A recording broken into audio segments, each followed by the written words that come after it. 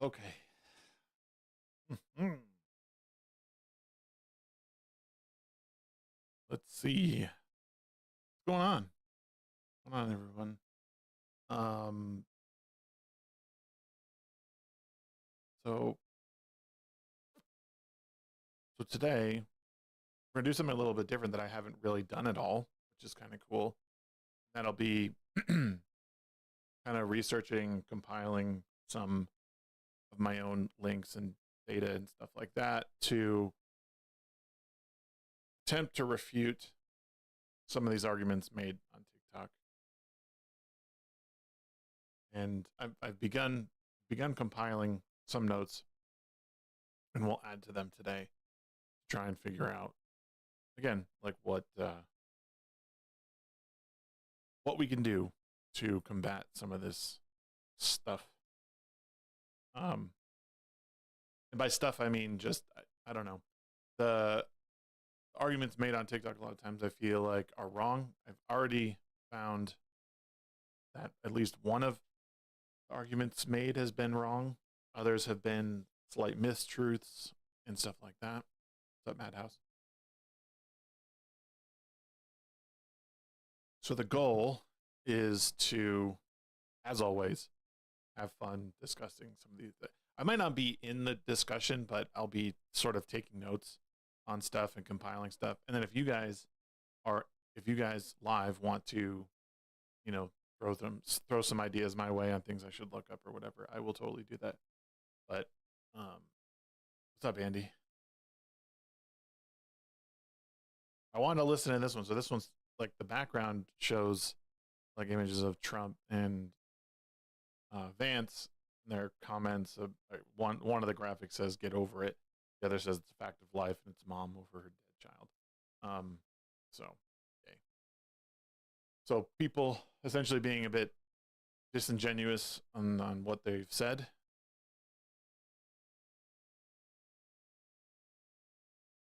Oh man, 110 degree heat. Yeah, that's is that what 110 F? Is that what you mean? 110 degrees? Why is it that hot? Don't forget the like button, guys. If you're here, hit the like button for me. Give me 2 likes.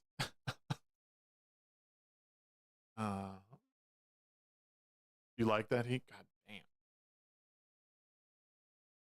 Let's listen into what these guys are saying. Because again, I might start taking some notes here. What are the majority of mass shootings done though? This is just what I wanted to say. It feels inherently disingenuous to focus on AR-15s, which, in the grand scheme of things, lead to a very small amount of deaths. When very small. Hold on, I'm gonna stop you right there. I'm gonna stop you right there. Sure. Because 21 in Uvalde is not a small number, by the way.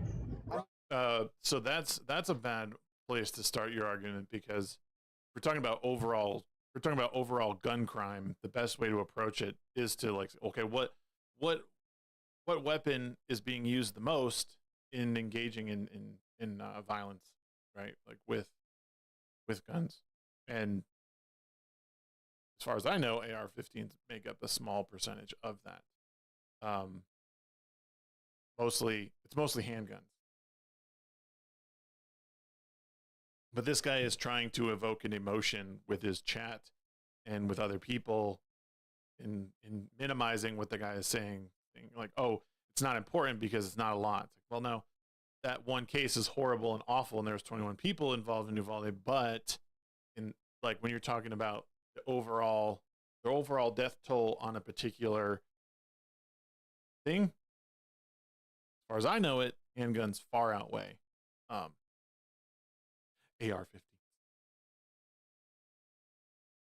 Let's pull this.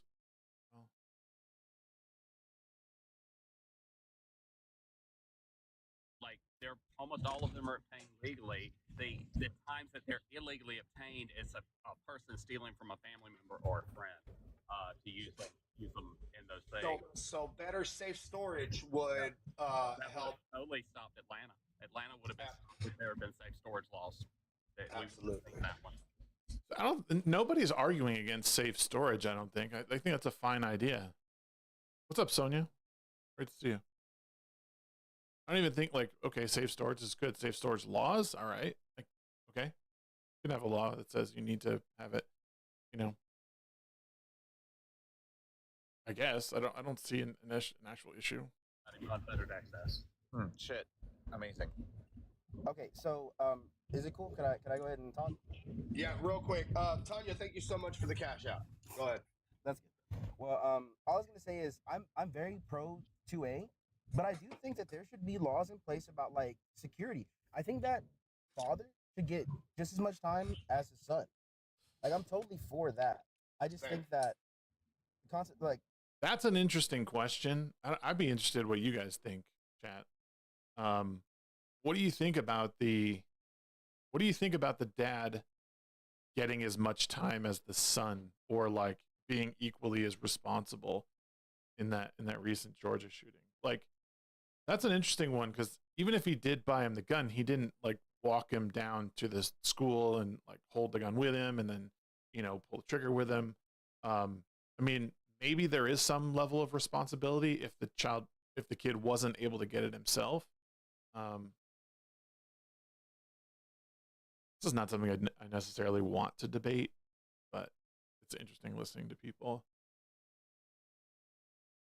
You know, I'm not going to worry about this one, to be honest. Oh, this fucking guy. This guy is great. Wait till you hear this guy's voice. Than we did. How did the feces get on the walls then? I mean, Was that the elected representatives? Now let me speak. Let me speak. Let me speak. I don't know. Am I debating you and your wife or just you? So this is funny. So this guy says you can't be a patriot and support Trump, which, so this is one I was really interested in. I think I already had notes started on this. I can't say I'm 100% in agreement with the parent getting the same amount of time. I don't know the wife. I don't know, Andy. He shouldn't get the same amount of time. There might be some level of responsibility, but it's not. It's not.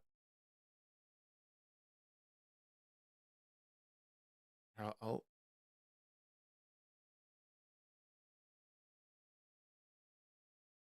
no, I want to go to this one. So let's see, Trump, Patriot. This is my notes. This is research. It's for content, and what is debate Trump. Okay, so pin it. Blah, blah, blah, blah, blah, blah. What? Why is this?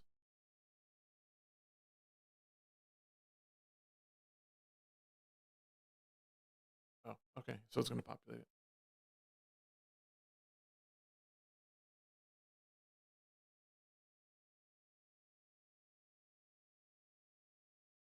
So I guess what you have to look at is what is a patriot, right? Let's get a definition of patriot. I'm sure it's nothing nice. One who loves his country and zealously supports its authority and interests. Okay. That seems right. Let's look at Merriam-Webster since that's what we're doing. Yeah, one who loves and supports his or her country.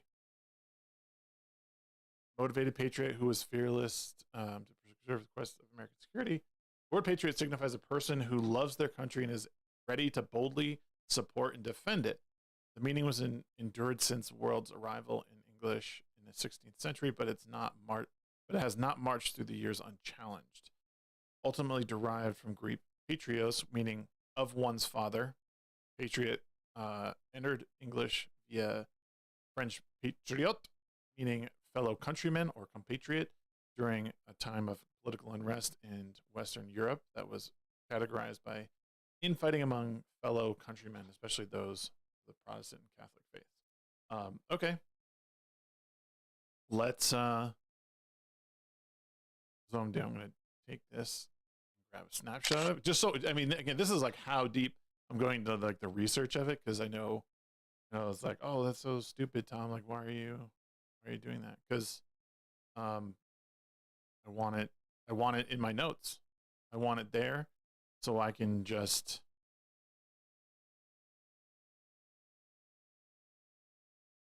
so if someone asks me what's Patriot mean, pull it right up. Is when something actually gets done, dude, that was all planned. I mean, do you not believe that the FBI was in there opening up gates and letting people walk through? Nicholas, And here's let another me thing, explain dude. this That's to you. our house. We have all the rights to go into our house when we want to, just Nicholas, like any I'll other explain courthouse. this to you. Yeah, no problem, Nicholas. So here's the problem, right? The problem is that you're referring to a Tucker Carlson hit piece on Fox News, which I literally know exactly. I don't watch Fox News, bro. Hold They're on. just as bad as CNN and every then other you one. watched Dude. Crowder regurgitate. It was the same clip. It doesn't matter. Okay, you watched Crowder regurgitate the same clip. Who cares? The point is this, okay? The number one, that footage did not have any timestamps. That's number one. There was no timestamps on that footage whatsoever. So you couldn't possibly conclude. Dude, there's when holes that was in both occurring. sides. There's holes in what you believe, and there's holes Let in me what I explain believe. That's to you. why I don't So can believe you in tell all me this why? shit that's being Let me pumped over the explain to you. Let me fucking explain to media, you. and you believe the shit, bro. Nicholas, Good. let me explain to you. Okay? Dear God. So, number one, there's been no evidence that there was any involvement from the FBI, okay, whatsoever. There's Capitol been zero Police. evidence presented Capitol that Police. the FBI was in any way involved with what happened that day. Zero. Literally zero. Can you tell me why over 140 Capitol Police officers were injured on January 6th? I don't know. They stubbed their toe. Is there reports? Is there true facts? Or can you pull the facts and references behind what you just said? Yeah. Bring it. Let me see it. So what, you don't believe there was 140 Capitol Police officers No, injured? I don't believe none of the shit that's pumped over the TVs, bro. That's what I'm trying to tell Wait. Who's referring to the TVs? We're talking about court documents here. you. Pull them up then, bro. Pull them up. So you don't believe there was 140 Capitol Police officers? No, I don't believe none of the shit that's on TV. Oh my God! All right. So here's the thing. How about you I don't play? have facts and references to back what the fuck you're saying? Dude, I don't believe none of Did this you shit. watch Injured. the January 6 hearings? No. Well, that's No, why I you don't have don't time know. for that shit, bro. I own multiple businesses and shit. I don't fucking sit and watch TV. I don't watch none of that shit. Let me simplify this conversation because we're getting to a point where you're not going to understand. So I'm just going to go in for the dunk, okay? Would you pick the Constitution or Donald Trump if you had to pick one? The Constitution. Okay. And what does the Constitution say about engaging in the behavior Donald Trump engaged in on January 6th? It doesn't say shit about that because he didn't do nothing. He spoke freely, dude. Okay. So do you Well, that's believe not going to that work he said either. peacefully? Okay. So and- Nicholas, go ahead. Nicholas, he's being accused of inciting. Do you know what He inciting didn't, is? dude. Oh, so if he incited, then all these fucking people are talking about, all these Democrats are saying, go out there and fight. Go out there and do all this shit. That ain't inciting stuff. Wait, so what Democrat are you talking about? And That what's one the context? black fucking crackheaded bitch. Nicholas, can you calm down and stop being... Bro, Nicholas, this guy is Nicholas, I ridiculous. need you to calm Chicago, down. Nicholas, I need you to calm down and stop saying words. And just calm down and have a conversation, okay? If you believe that he incited it, then all these He's talking about Maxine Waters, by the way. Kamala Harris that just fucking Okay, said what it just recently. constitutionally So protected they're all process? telling us to go out and fight for what we believe in. That's not inciting. You shit. let me know when it's my time to talk. Go ahead. You can go ahead Okay, and talk. tell me what constitutionally protected process they were causing them to interrupt or interfere with. Bro, just go ahead and try The to verification. Keep talking, try Branch to, of- The verification of the election, basically verifying the electoral votes. I have no clue, bro. Just tell me. The answer is none. Okay.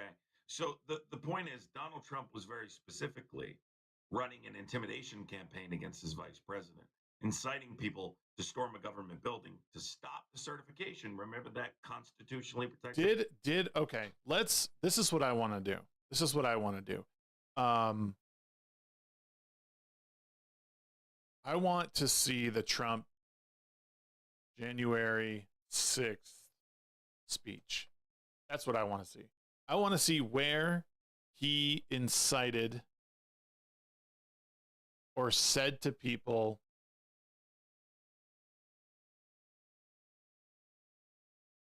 to go and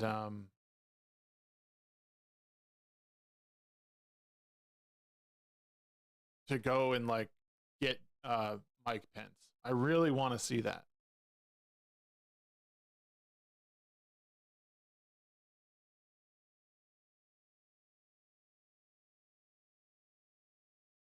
Of course, it's like scrubbed from the internet. Is it even possible to find?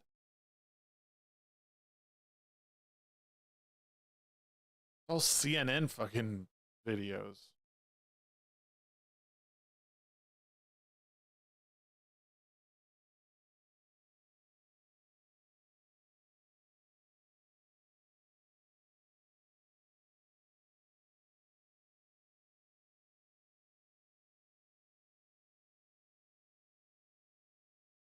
It was a tweet thread.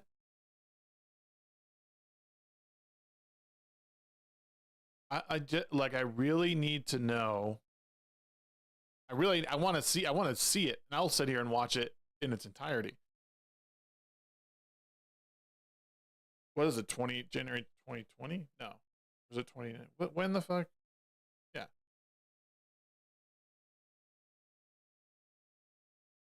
Or was it yeah. January 6th, 2020.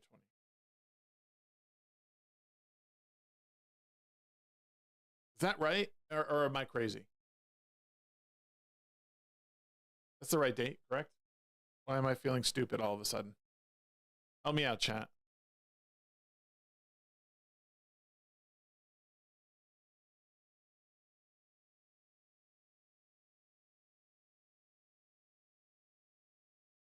Here's what's this one?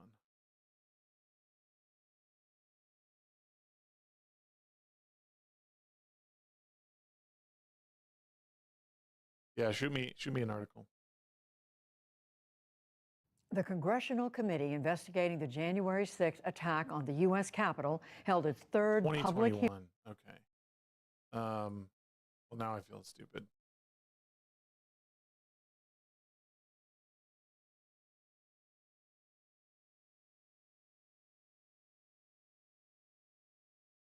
Oh, look, a 1-minute clip. Trump encourages those at his rally to march to the Capitol. Oh, it's a 1 hour. A 1 hour speech?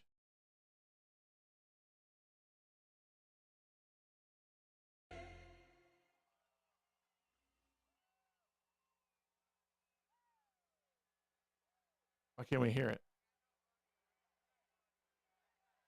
Boomer. Boomer.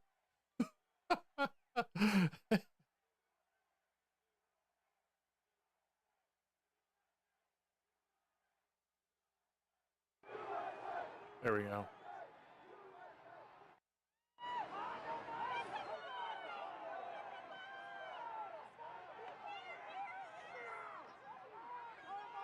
Media will not show the magnitude of this crowd. Even when I turned on today, I looked and I saw thousands of people here, but you don't see hundreds of thousands of people behind you because they don't want to show that. We have hundreds of thousands of people here, and I just want them to be recognized by the fake news media. Turn your cameras, please, and show what's really happening out here, because these people are not going to take it any longer. They're not going to take it any longer. Go ahead, turn your cameras, please, would you show? They came from all over the world, actually, but they came from all over our country. I just really want to see what they do. I just want to see how they cover it. I've never seen anything like it, but it would be really great if we could be covered fairly by the media. The media is the biggest problem we have as far as I'm concerned, single biggest problem. The fake news and the big tech. Big tech is now coming into their own. We beat them 4 years ago. We surprised them. We took them by surprise. And this year, they rigged an election. They rigged it like they've never rigged an election before. And by the way, last night, they didn't do a bad job either, if you notice. I'm honest, and I just, again, I want to thank you. It's just a great.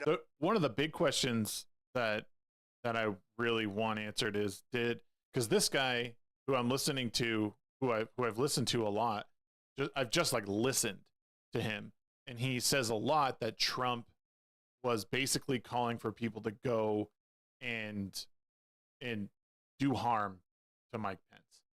And I was like, well, and that's the thing, is like, Trump isn't that stupid. Like, he doesn't say smart things all the time, but he's not dumb enough to, like, he's dumb enough to like walk up to the line of saying, like, you know, we need to put pressure on people, but nothing that I think would ever be construed as like, go do violence against someone.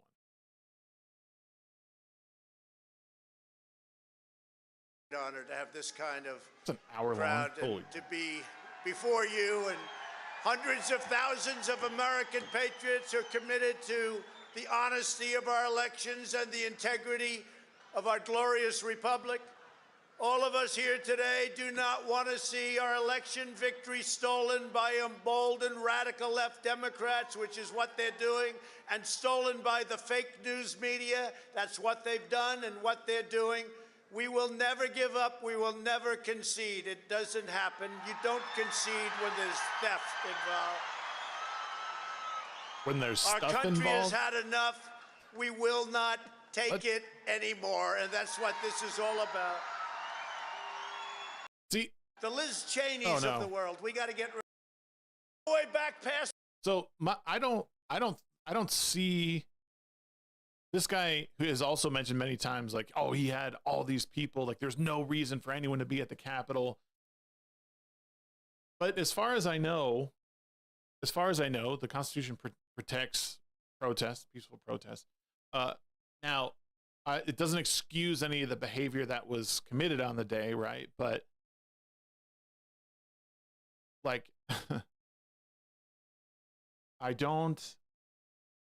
I mean, a bunch of people gathering because they don't agree with a particular outcome of something, like, that's not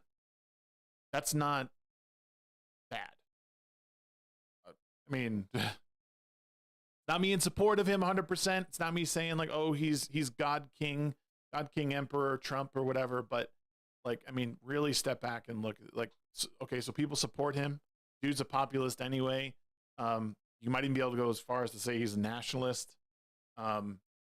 In like the lightest sense of the word, in the very lightest sense of the word. But yeah, to say that he has been calling for like violence against his former vice president, I think is insane. Like, sure, you can hold that opinion, but I don't think there's really much evidence other than you extrapolating on something that he said to fit your own ends. It's the Washington Monument. Do you believe this? Look at this. Unfortunately, they gave the press the prime seats. I can't stand that. He's such a douche. Look at that behind. I wish they'd flip those cameras and look behind you. That is the most amazing sight. When they make a mistake, you get to see it on television. Amazing. Amazing. All the way back. And don't worry, we will not take the name off the Washington Monument. We will not. Cancel culture. You know, they wanted to get rid of the Jefferson Memorial. Either take it down or just put somebody else in there. I don't think that's going to happen. It damn well better not. Although with this administration, if this happens, it could happen. You'll see some really bad things happen. They'll knock out Lincoln too, by the way. They've been taking his statue down. But then we signed a little law. You hurt our monuments, you hurt our heroes, you go to jail for 10 years and everything stopped. You notice that? It stopped. It all stopped. And they could use Rudy back in New York City, Rudy. They could use you. Your city's going to hell. They want Rudy Giuliani back in New York. We'll get a little younger version of Rudy. Is that okay, Rudy? We're gathered together in the heart of our nation's capital for one very, very basic and simple reason: to save our democracy. Hold on 1 second. Run against John McCain, who has been, you know, in my opinion, not so hot, and I supported him. I supported him for president. I raised $1 million for him. It's a lot of money. I supported him. He lost. He let us down. But, you know, he lost. So I never liked him as much after that because I don't like losers. But Frank, let me get to him. He hit me. He's not a war hero. War hero. He's a war hero. 5.5 years. He's a war hero because he was captured. I like people that weren't captured, okay? I hate to tell you. He was a war hero. He's a war hero. So now he just I remember stated, that. Yeah, I like that. Sorry, I had to hear that. You know, What's up, most Brahma? candidates on election evening, and of course, this thing goes on so long, they still don't have any idea what the votes are. We still have congressional seats under review. They have no idea. They've totally lost control. They've used the pandemic as a way of defrauding the people. The big problem with all this, and I wish I had done this back in the day, but I wasn't fully engrossed in this when this originally happened. The big problem with this is you're fighting up a waterfall is what you're trying to do. And Trump found himself in a really precarious situation because I think there's huge holes in our election system, but nobody knows how to navigate it. And it doesn't help when, you know, the way Trump speaks about things hyperbolically or without, you know, without any sort of like, almost like fully fluid thought. It really, it hurts him in a lot of ways.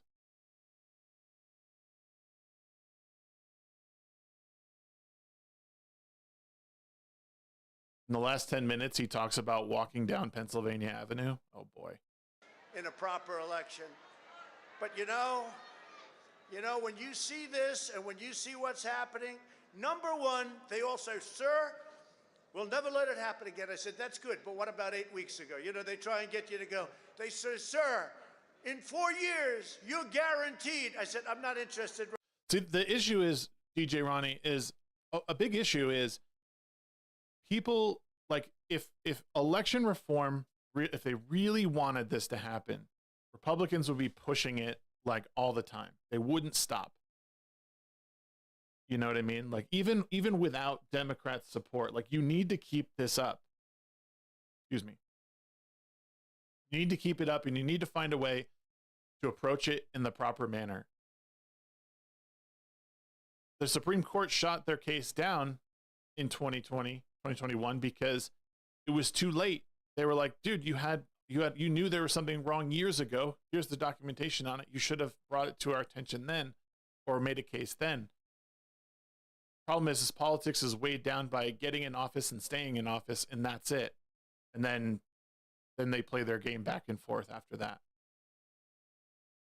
Then it's political pickleball for a couple of years and then a campaign. Right now, do me a favor, go back 8 weeks. I want to go back 8 weeks. Let's go back 8 weeks. We want to go back and we want to get this right because we're going to have somebody in there that should not be. This also, sorry to keep pausing it, but also one of the things that people I think miss about Trump is that people like him for whatever reason and they want him in as a president. All those people there are there in support of him. I would say there's the vast majority are there. I'm sure there's some people there who are like, screw this guy. But the vast majority of the people there are there to support him and back him. And there's something to be said for that. Like overall, like it's not like he's talking to a crowd of like 300 people. There's thousands of people there.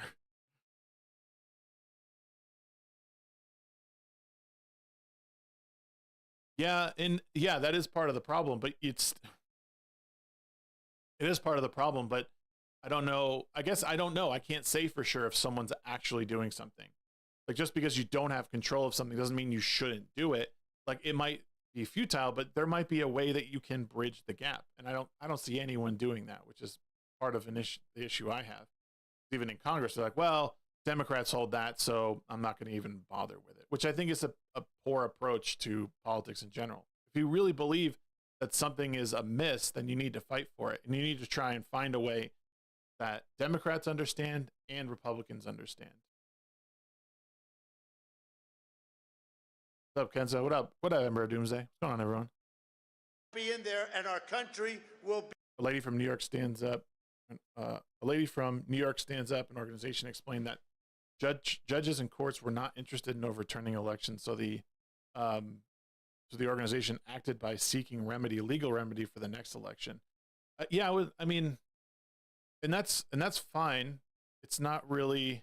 I think the judges basically, from what I saw, at least on, I think it was Pennsylvania, they were basically like, you knew this was a problem, you should have brought it up earlier, you know.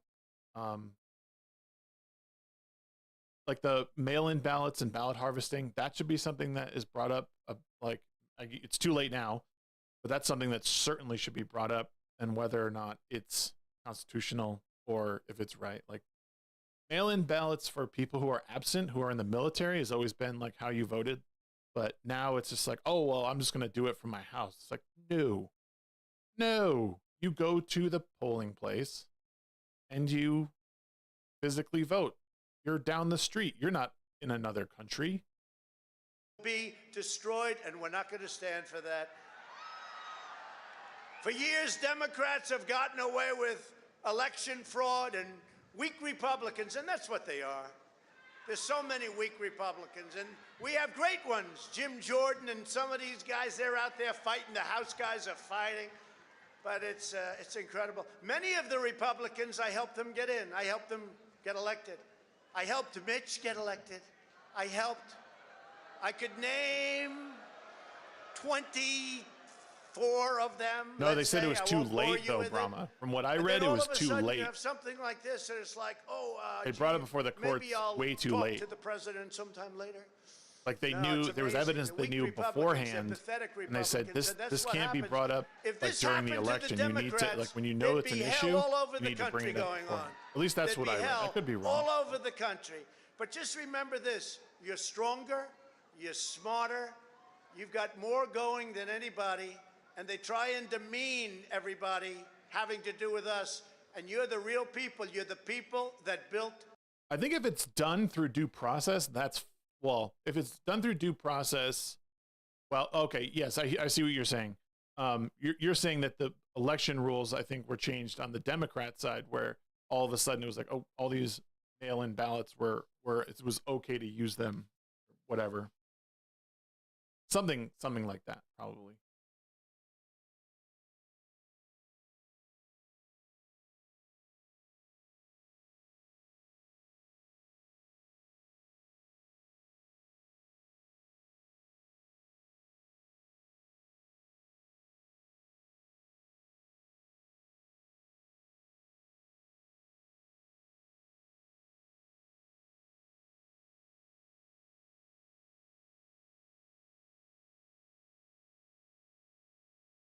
Oh, right.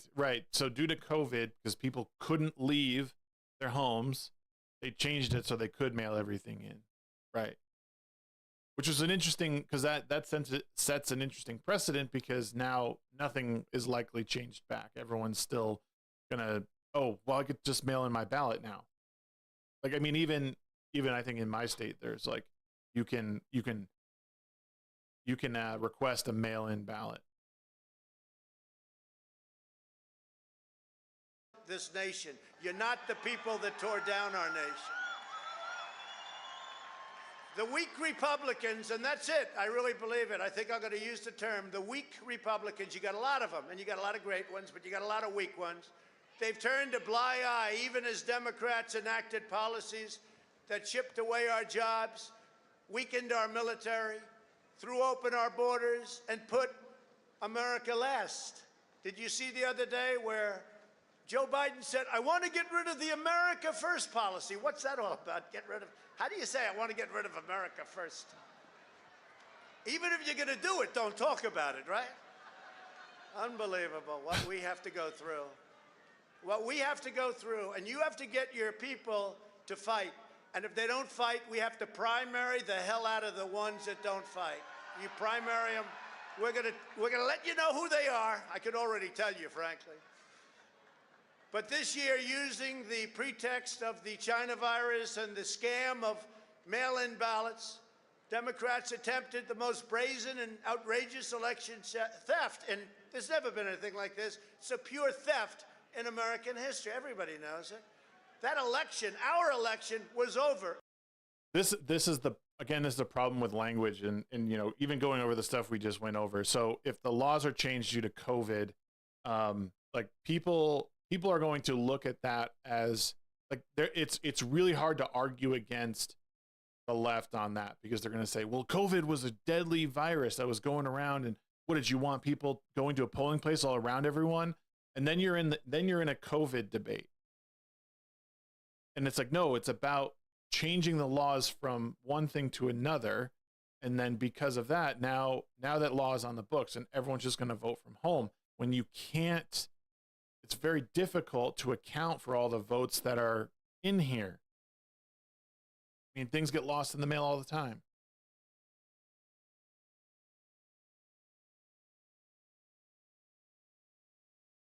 Charlie says, I feel like he is directly verbally attacking people.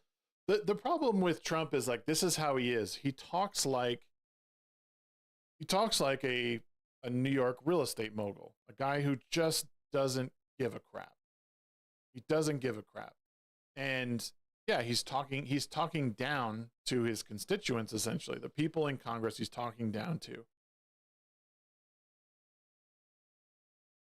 At 10 o'clock in the evening, we're leading Pennsylvania, Michigan, Georgia, by hundreds of thousands of votes. And then late in the evening or early in the morning, boom, these explosions of bullshit. And all of a sudden... Wow, I've never heard him say that.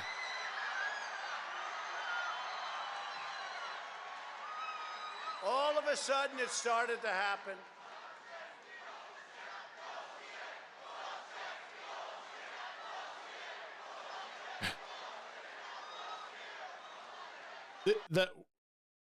I guess I would say, in the 13 minutes we've been watching, Trump is bad with optics. Always. I don't think this especially, but like, he's just bad with optics. It becomes a hard thing to defend because of how he's acting, right? He's up on stage, he's standing above everyone, and he's saying, this was stolen from me. Like, we need to go take it back. Democrats are taking this away from us, which he might not be wrong in. He's probably not wrong in to some degree. The question is, to what degree was it done? And I think this stuff it requires a very, very careful hand.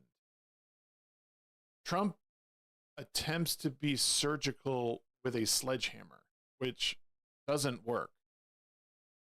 Do you know what I mean? Like, I don't hate the guy. I think he's done good for the country, and I think he's exposed a lot of things. And maybe that's his role in all of it, but optically it's not good. Again, the nationalist populist in him is like, it just makes things muddy.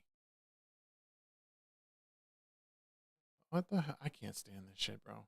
How do we? Later.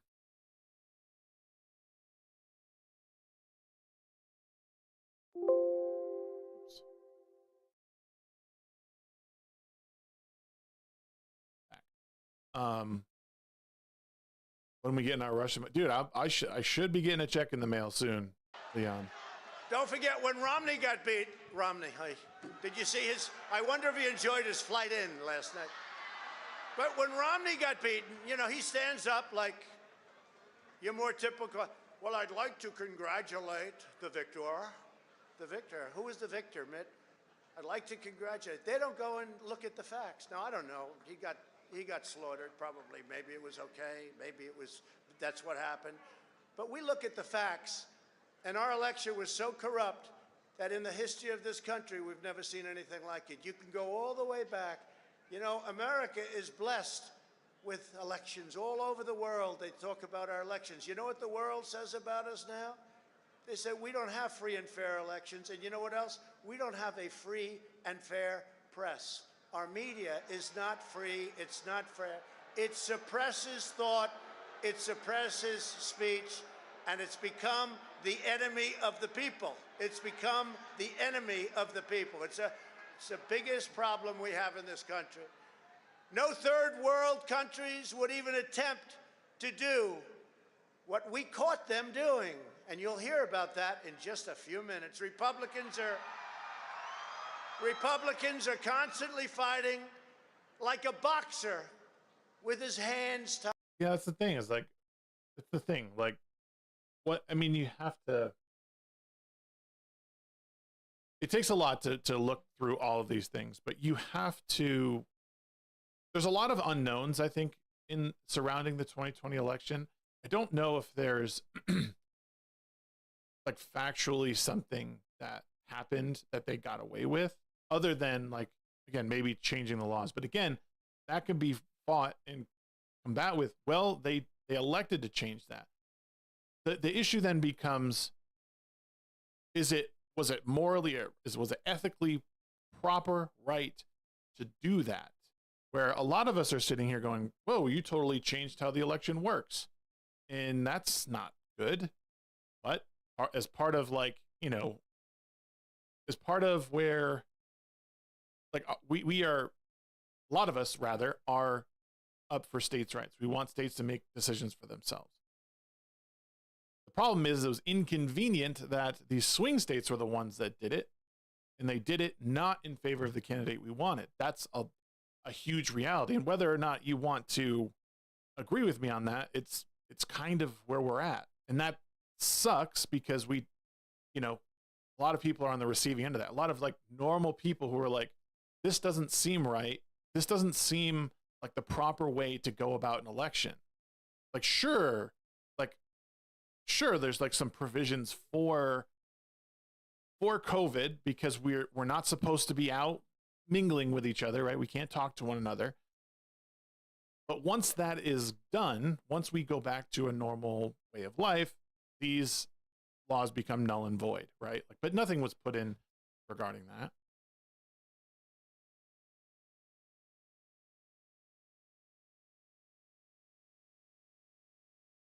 Tied behind his back. It's like a boxer. And we want to be so nice. We want to be so respectful of everybody, including bad people. And we're going to have to fight much harder. And Mike Pence is going to have to come through for us. And if he doesn't, that will be a sad day for us. Mike Pence has to come through for us. And if he doesn't, it's going to be a sad day for us. Our country. Because you're sworn to uphold our Constitution. Now it is up to Congress to confront this egregious. So he didn't say anything about, like let's go back a little bit. That will be a sad day for a boxer with his hands tied behind his back. It's like a boxer. And we want to be so nice. We want to be so respectful of everybody, including bad people. And we're going to have to fight much harder. And Mike Pence is going to have to come through for us. And if he doesn't, that will be a sad day for our country. Okay, he doesn't say anything. There's nothing about violence against Mike Pence here. He's just saying Mike Pence has got to come through for us. Otherwise, it's going to be sad because we lost the election. That's what I gather out of that whole thing. I mean, correct me if I'm wrong, but that's what I heard. I don't hear anything about, oh, it's going to be sad because he's going to lose it. Because let me write that down.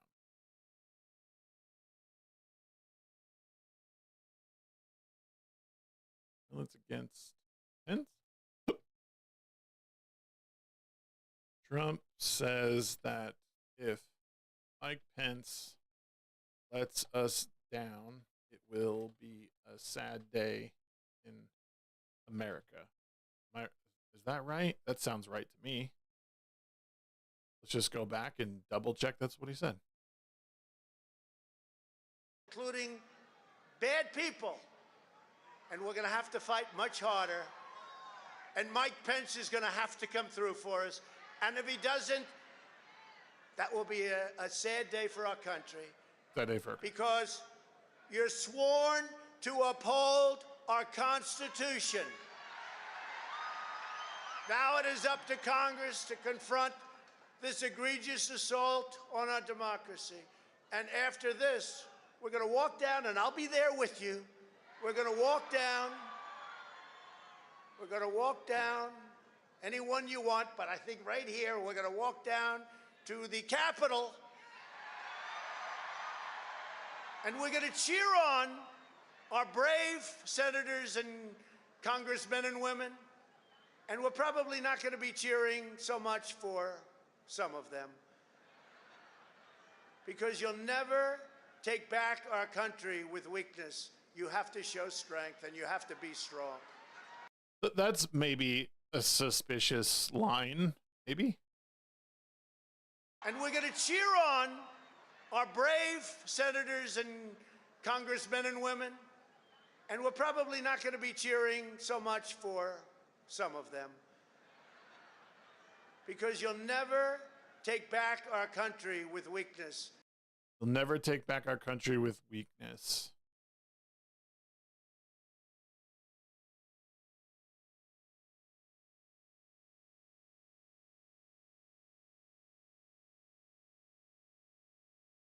You have to show strength, and you have to be strong. We have come to demand that Congress do the right thing and only count the electors who have been lawfully slated. Lawfully slated. I know that everyone here will soon be marching over to the Capitol building to peacefully and patriotically make your voices heard. Make your voices peacefully and patriotically heard. I do have that direct quote here, so I'm going to post that in there to make sure that that is.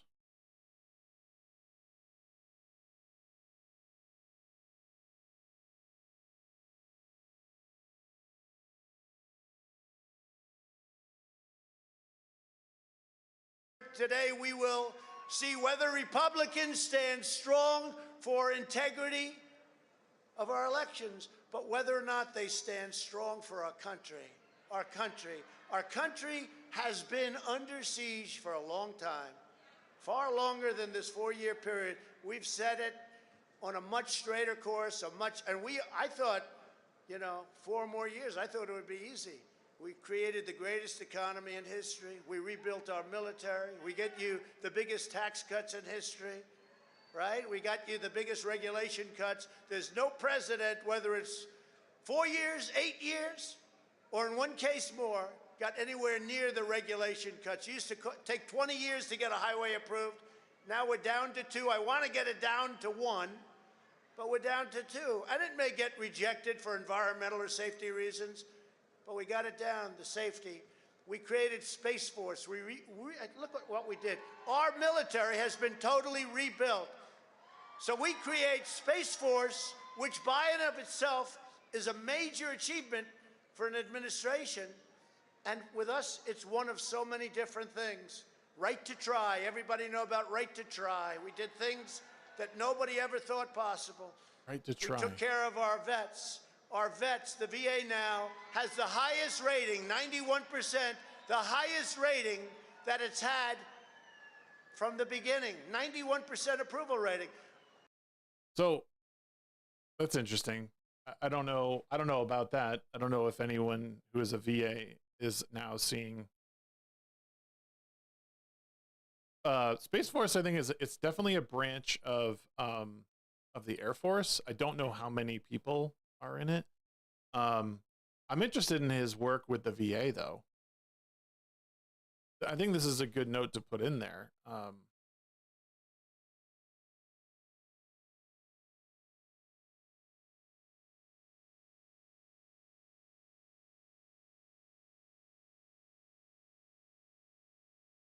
91% approve?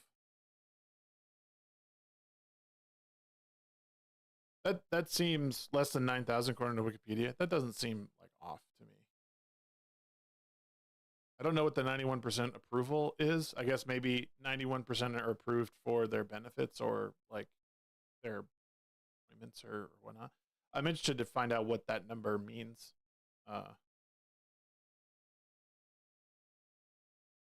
Nobody ever thought possible. An administration. Our military has been totally rebuilt.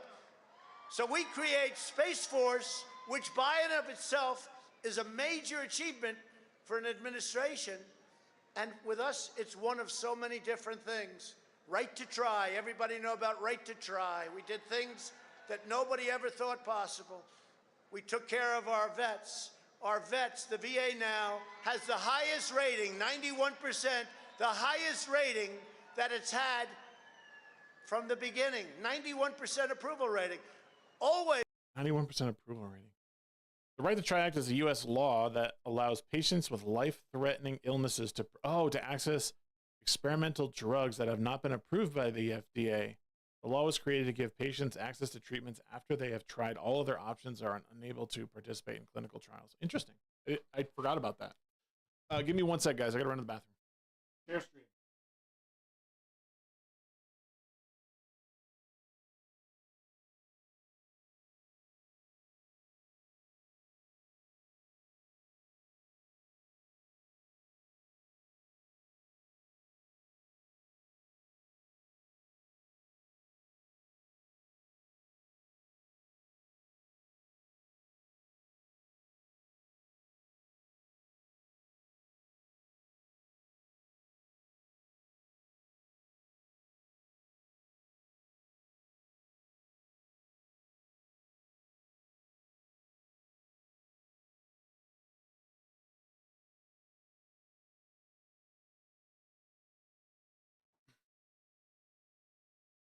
What's up, Professor Savage Dad? As you watch the VA, it was on television every night, people living in a horrible, horrible manner. We got that done. We got accountability done. We got it so that now in the VA, you don't have to wait for 4 weeks, 6 weeks, 8 weeks, 4 months to see a doctor. If you can't get a doctor, you go outside, you get the doctor, you have them taken care of, and we pay the doctor. And we've not only made life wonderful for so many people, we've saved tremendous amounts of money, far secondarily, but we've saved a lot of money.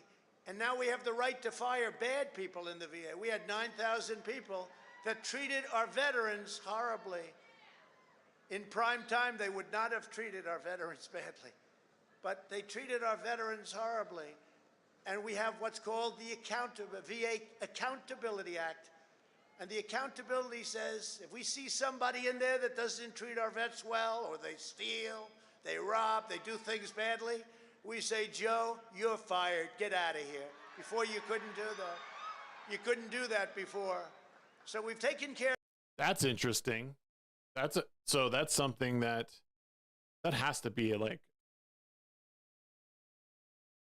the VA Accountability Act.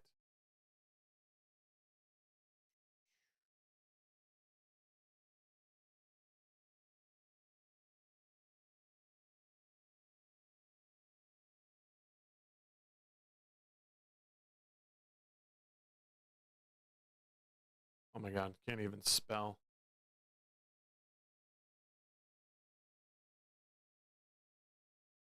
All right, I want to.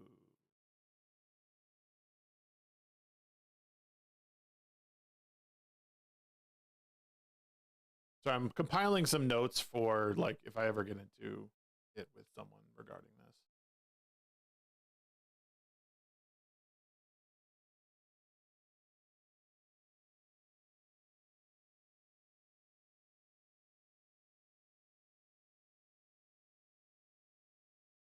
Put that in there. That's like the actual like document from Congress.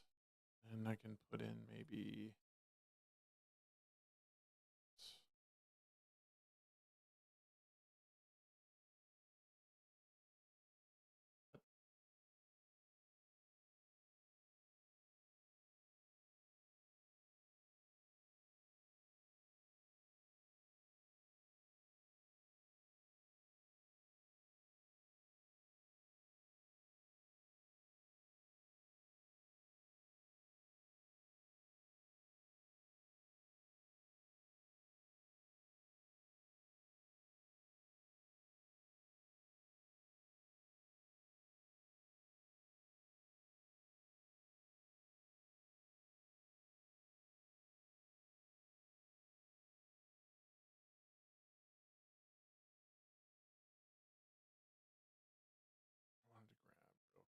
just.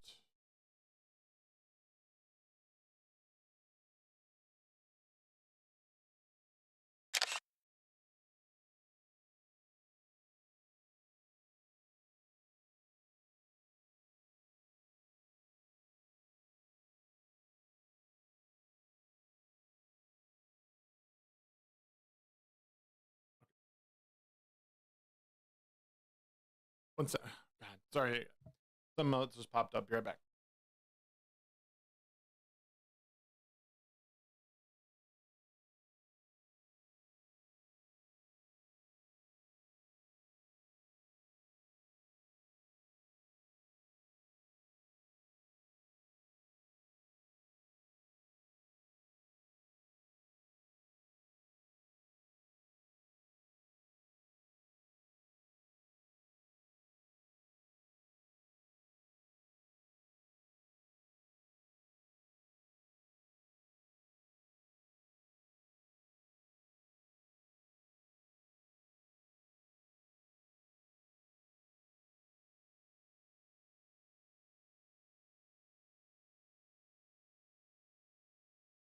Okay, here we go. Sorry.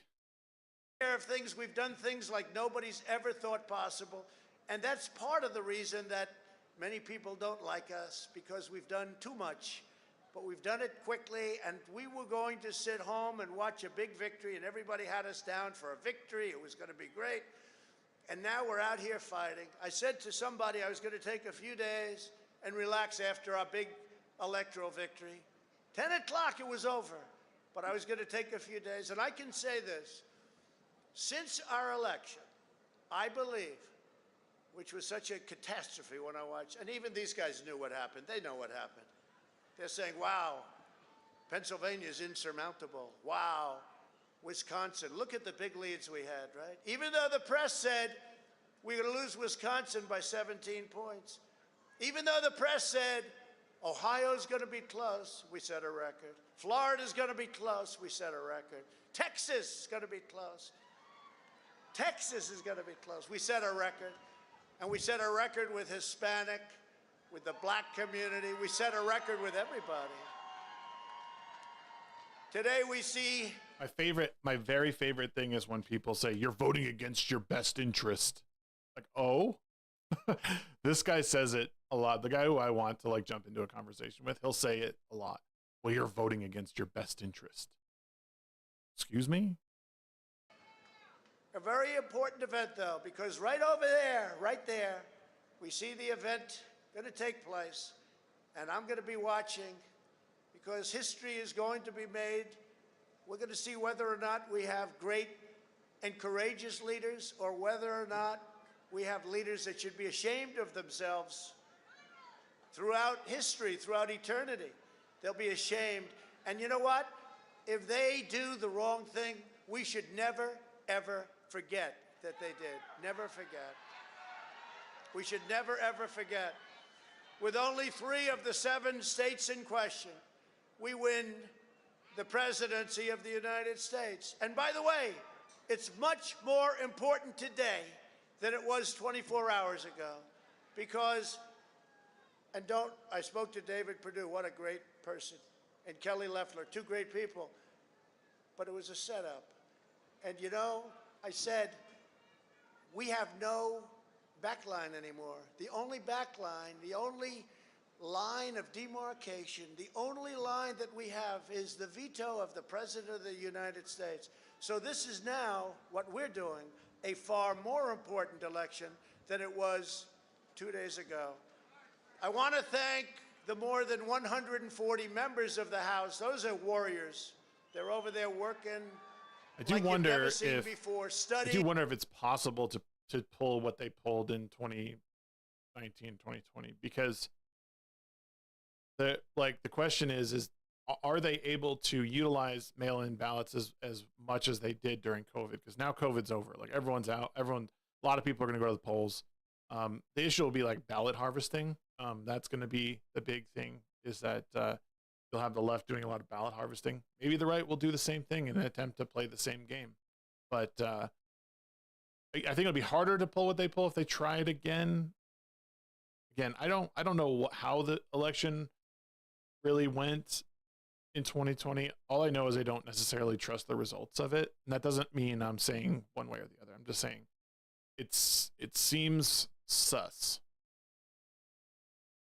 Talking, actually going all the way back, studying the roots of the Constitution, because they know we have the right to send a bad vote that was illegally gotten. They gave these people bad things to vote for, and they voted because what did they know? And then when they found out a few weeks later, again, it took them 4 years to devise this screen. And the only unhappy person in the United States, single most unhappy, is Hillary Clinton, because she said, why didn't you do this for me 4 years ago? Why didn't you do this for me 4 years ago? Change the votes, 10,000 in Michigan.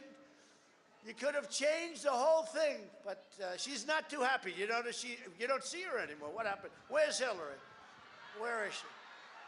How do But you? I want to like, thank I all. guess the question is, how do you change votes? Like, they said. I mean, I don't. I'm sure Brahma knows this, but like, what votes is he saying were changed? Is he saying that they were physically changed from votes for him to votes for Biden? Are they saying? Is he saying that, you know, dead people voted? Like, I am interested in what he means by this. All of those congressmen and women. I also want to thank our 13 most courageous members of the U.S. Senate, Senator Ted Cruz, Senator Ron Johnson, Senator Josh Hawley, Kelly Loeffler. And Kelly Loeffler, I'll tell you, she's been so great. She worked so hard. So let's give her and David a little special head because it was rigged against them. Let's give her and David. Kelly Loeffler, David Perdue. They fought a good race. I mean, so far I've heard nothing that is like, go do violence, go commit violence against Pence. Nothing. Never had a shot. You could say he's being mean and mean-spirited for sure, but I've heard no call for any sort of violence. Like, again, I'm not a Trump guy. I'm not a Biden guy. I have no dog in this fight, really, but I have not heard anything that's made me think, ooh, dude. That equipment should never have been allowed to be used, and I was telling these people, don't let them use this stuff. Marcia Blackburn, terrific person. Mike Braun, Indiana. Steve Daines, great guy. Bill Haggerty. John Kennedy. James Langford. Cynthia. Oh, Rugged King, this is the January 6th speech. I'm going through it as a way of researching what he's saying. Because there's a guy I would like to jump on a TikTok debate with, who's saying that Trump isn't a patriot and that he was calling for violence, or he was calling for action against Mike Pence during his January 6th speech. And I'm trying to go through that to see if I hear anything. And the one thing I've heard does not even closely substantiate that. So yeah, I'm just going through to see what we got. But I agree. I think policy information from him would be good. You know, understanding more of what Trump wants to do, in, you know, from a policy standpoint, as well as Harris. Alums. Tommy Tuberville, the coach. Tommy and Roger Tuberville. Marshall. We want to thank them. Senators that stepped up, we want to thank them. I actually think, though, it takes, again, more courage not to step up. And I think a lot of those people are going to find that out. And you better start looking at your leadership, because your leadership has led you down the tubes. Down the tubes. We don't want to give $2,000 to people. We want to give them $600. Oh, great. How does that play politically? Pretty good. And this has nothing to do with politics. But how does it play politically? China destroyed these people. We didn't destroy them. China destroyed them. Totally destroyed them. We want to give them $600. And they just wouldn't change. I said, give them $2,000. We'll pay it back. We'll pay it back fast. You already owe $26 trillion. Give them a couple of bucks. Let them live. Give them a couple of bucks. And some of the people here disagree with me on that, but I just...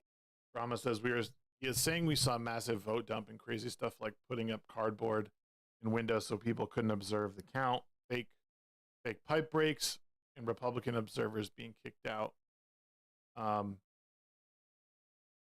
All right, Charlie, have a good day, man. When he called for Secretary of State in Georgia to find the votes, it was to hand recount and curate the ballots to make sure they were legally cast. Yeah, I thought the pipe burst, the fake pipe burst had been debunked, but I could be wrong. You say, look, you got to let people live. And how does that play, though? Okay, number one, it's the right thing to do. But how does that play politically? I think it's the primary reason, one of the primary reasons. The other was just pure cheating. That was the primary, super primary reason. But you can't do that. You got to use your head. As you know, the media has constantly asserted the outrageous lie that there was no evidence of widespread fraud. You ever see these people? While there is no evidence of fraud, oh really? Well, I'm going to read you pages. I hope you don't get bored listening to it. Promise? Don't get bored listening to it. All those hundreds of thousands of people back there. Move them up, please. Yeah.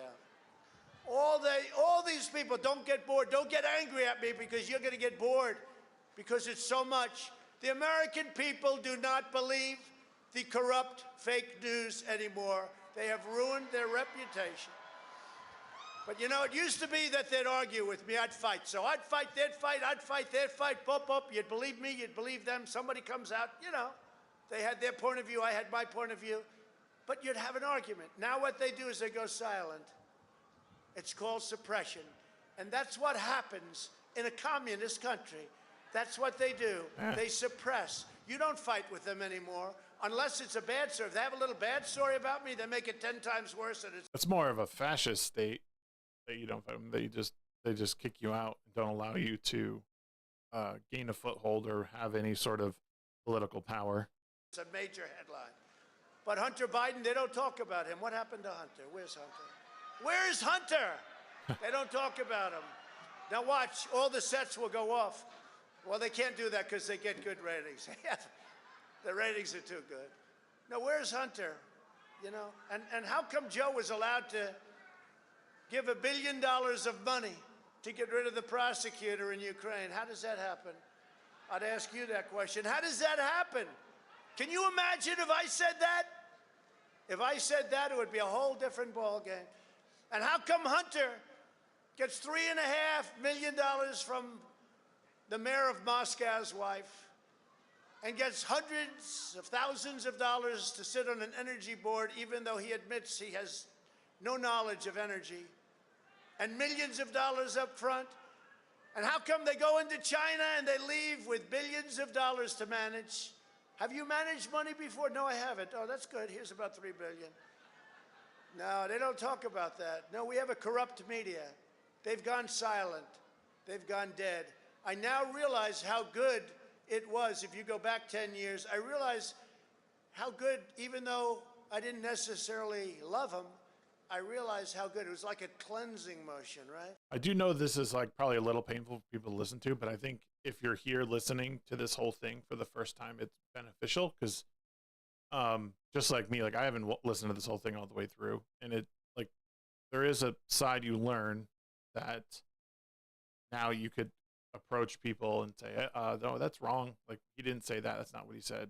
And that's what I'm doing is I'm occasionally making notes. You'll see it pop up every now and then. But I'm trying to figure out what exactly people think is disqualifying him in terms of incitement, engaging in incitement of an insurrection.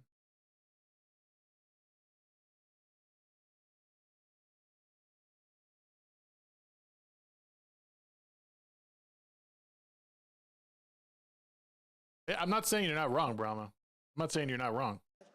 But we don't have that anymore. We don't have a fair media anymore. It's suppression. What time is the thing tomorrow? Be very careful with that. And they've lost all credibility in this country. We will not be intimidated into accepting the hoaxes and the lies that we've been forced to believe. Over the past several weeks, we've amassed overwhelming evidence about a fake election. This is the presidential election. Last night was a little bit better because of the fact that we had a lot of eyes watching one specific state, but they cheated like hell anyway. You have one of the dumbest governors in the United States. And you know, when I endorsed him, I didn't know this guy. At the request of David Perdue, he said, friend of mine's running for governor. What's his name? And you know the rest. He was in 4th place, 5th place. I don't know. He was doing poorly. I endorsed him. He went like a rocket ship and he won. And then I had to beat Stacey Abrams with this guy, Brian Kemp. I had to beat Stacey Abrams. And I had to beat Oprah. Used to be a friend of mine. You know, I was on her last show, or last week. Dude, that's the funniest part. Like, they were friends. They were friends. She used to say, like, amazing things about him. And Trump endorsed Jesse Jackson back in the day. She picked the 5 outstanding people. I don't think she thinks that anymore. Once I ran for president, I didn't notice there were too many calls coming in from Oprah. Believe it or not, she used to like me, but I was one of the 5 outstanding people. And I had a campaign against Michelle Obama and Barack Hussein Obama against Stacey. And I had Brian Kemp. He weighs 130 pounds. He said he played offensive line in football. I'm trying to figure that out. I'm still trying to figure that out. Said that the other night. I was an offensive lineman. I'm saying Trump really? could take anything that's supposed to take a half an hour and make it into a fucking 3-hour project. But I look at that and I look at what's happened, and he turned out to be a disaster. This stuff happens. You know, look, I'm not happy with the Supreme Court. They love to rule against me. I picked 3 people. I fought like hell for them. One in particular I fought. They all said, sir, cut him loose. He's killing us. Senators, you know, very loyal senators. They're very loyal people. Sir, cut him loose. He's killing us, sir. Cut him loose, sir. I must have gotten half of the senators. I said, no, I can't do that. It's unfair to him and it's unfair to the family. He didn't do anything wrong. They're made-up stories. They were all made-up stories. He didn't do anything wrong. Cut him loose, sir. I said, no, I won't do that. We got him through. Oops. And you know what? They couldn't give a damn. They couldn't give a damn. Let him rule the right way. But it almost seems that they're all going out of their way to hurt all of us and to hurt our country. Yeah, I'm also on Twitch, to hurt our country. You know, I read a story in one of the newspapers recently, how I control the 3 Supreme Court justices. I control them. They're puppets. I read it about Bill Barr, that he's my personal attorney, that he'll do anything for me. And I said, you know, it really is genius, because what they do is that, and it makes it really impossible for them to ever give you a victory, because all of a sudden Bill Barr changed, if you hadn't noticed. I like Bill Barr, but he changed because he didn't want to be considered my personal attorney. And the Supreme Court, they rule against me so much. You know why? Because the story is, I haven't spoken to any of them, since virtually they got in. But the story is that they're my puppet, right? That they're puppets. And now the only way they can get out of that, because they hate that, it's not good on the social circuit, and the only way they get out is to rule against Trump. So let's rule against Trump, and they do that, so I want to congratulate them.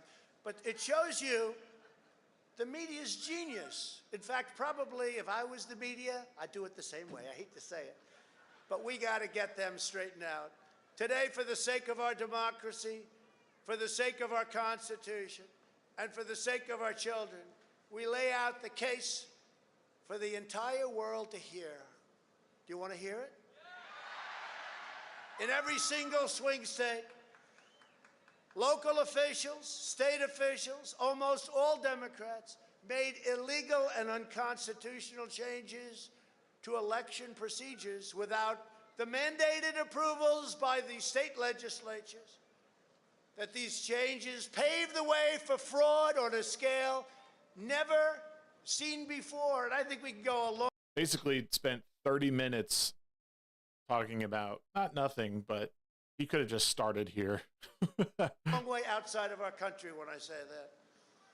So just in a nutshell, you can't make a change on voting for a federal election unless the state legislature approves it. No judge can do it. Nobody can do it. Only a legislature.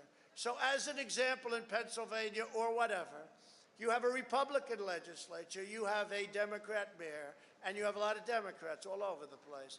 They go to the legislature laughs at them, says, we're not going to do that. They say, thank you very much. Then they go and make the changes themselves. They do it anyway. How? So you got to tell, hopefully in the next 30 seconds, he says how they made that change. Because you can't just say that.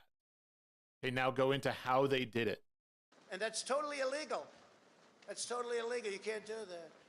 In Pennsylvania, the Democrat Secretary of State and the Democrat State Supreme Court justices illegally abolished the signature verification requirements just 11 days prior to the election. So think of what they did.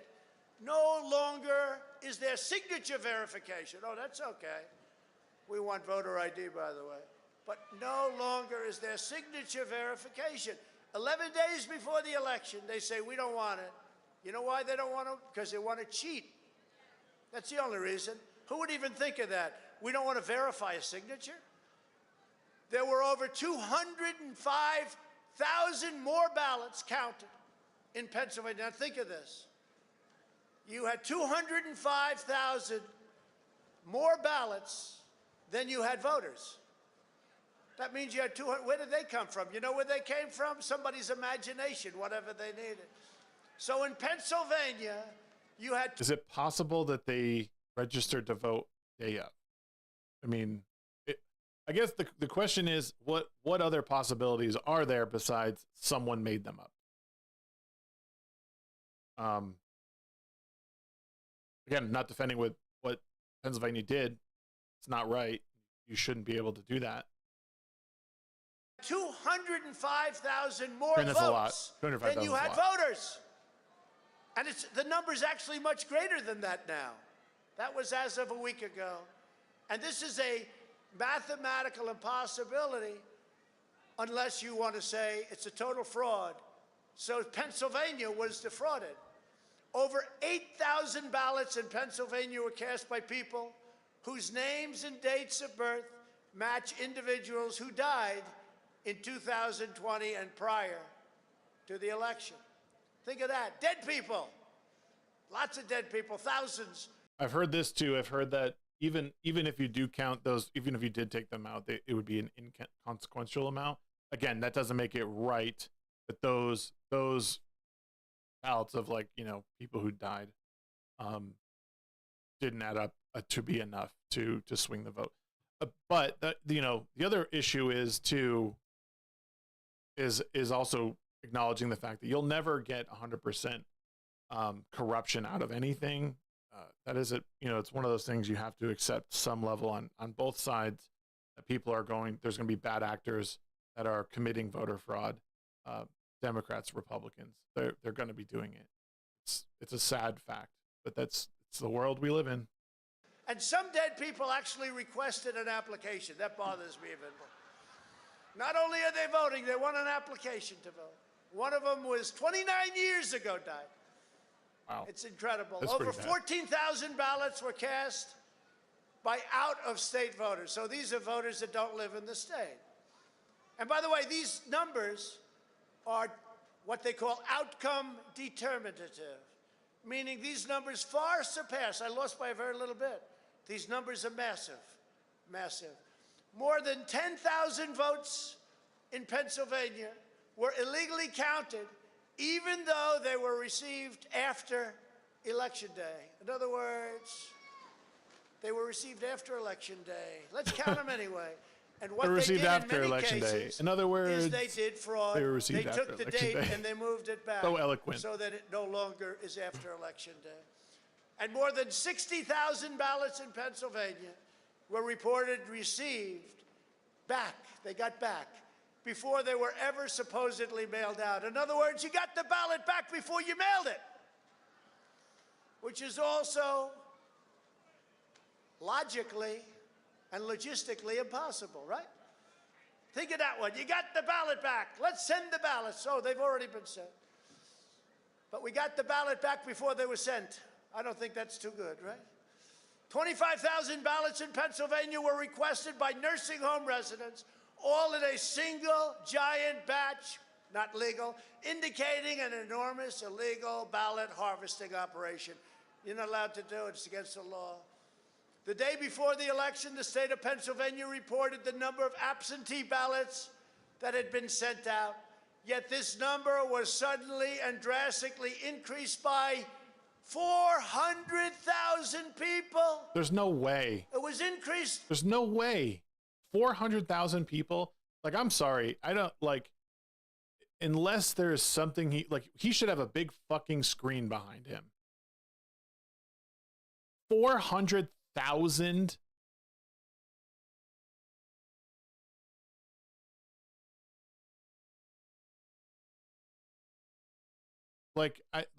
Holy shit, dude.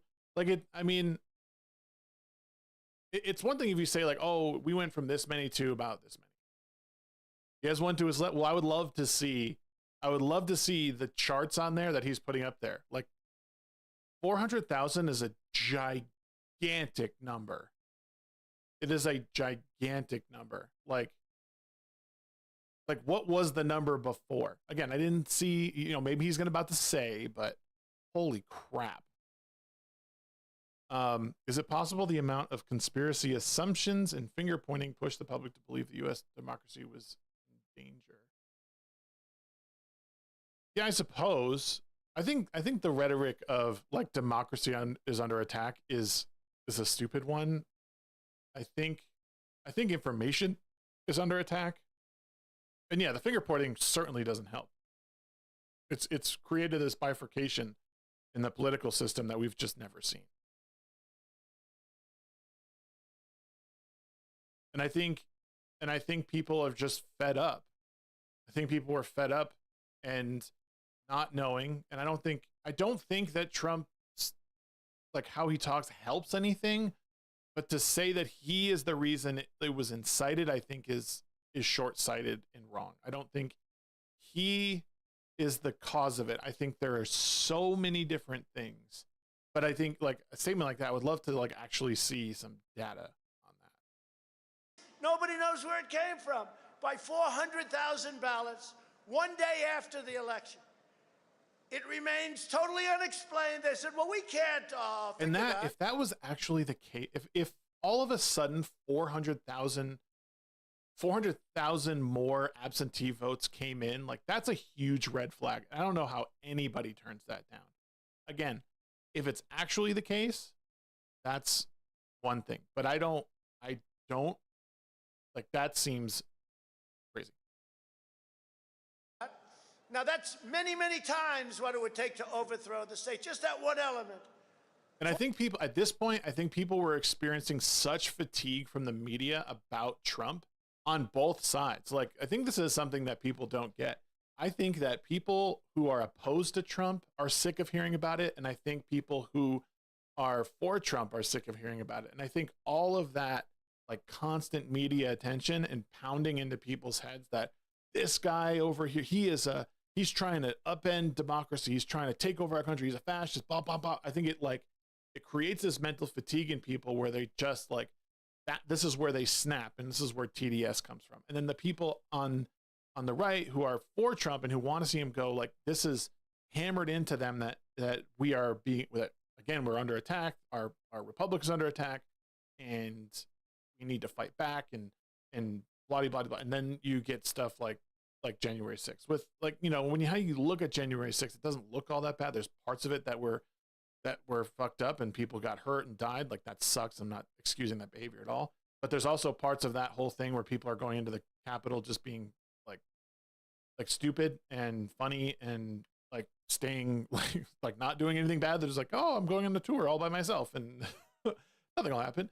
So it's, at this point, people were just done. They were mentally drained, and they still are today. Like we're getting back into it. We had 4 years of just meh, and Trump stayed around, and I think he's been sort of like kind of poking people here and there. And now we're starting to come back around to it. And if he doesn't get elected, or he does get elected, you're going to see the same shit happen. 400,000 ballots appeared from nowhere right after the election. By the way, Pennsylvania has now seen all of this. They didn't know because it was so quick. They had to vote, they voted. But now they see all this stuff. It's all come to light. It doesn't happen that fast. And they want to recertify their votes. They want to recertify. But the only way that can happen is if Mike Pence agrees to send it back. It only happens if Mike Pence agrees to send it back.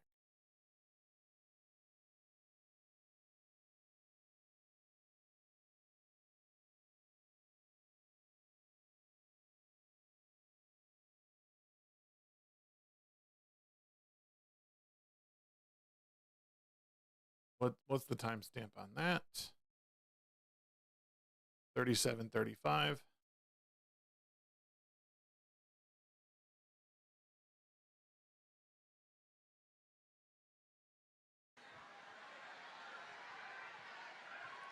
Mike Pence has to agree to send it back.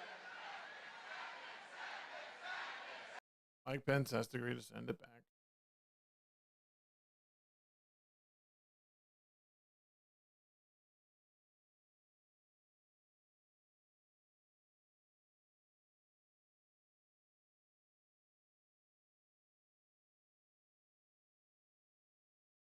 Okay, I'm gonna keep adding to this quote if he keeps talking about him, because this is one of the reasons I wanted to watch this.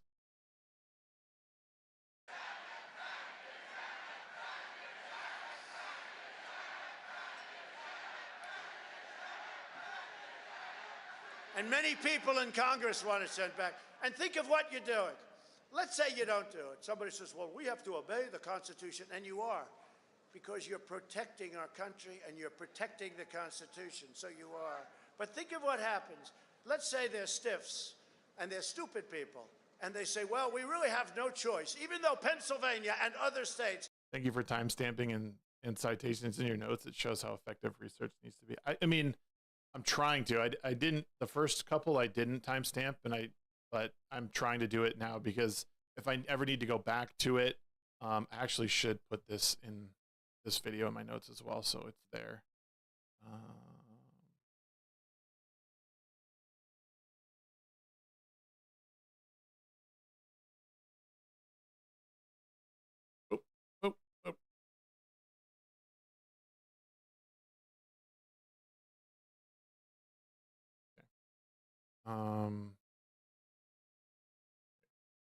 Got it.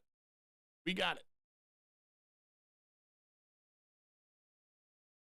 Want to redo their votes. They want to see the numbers. They already have the numbers. Go very quickly. And they want to redo their legislature. Because many of these votes were taken, as I said, because it wasn't approved by their legislature. You know?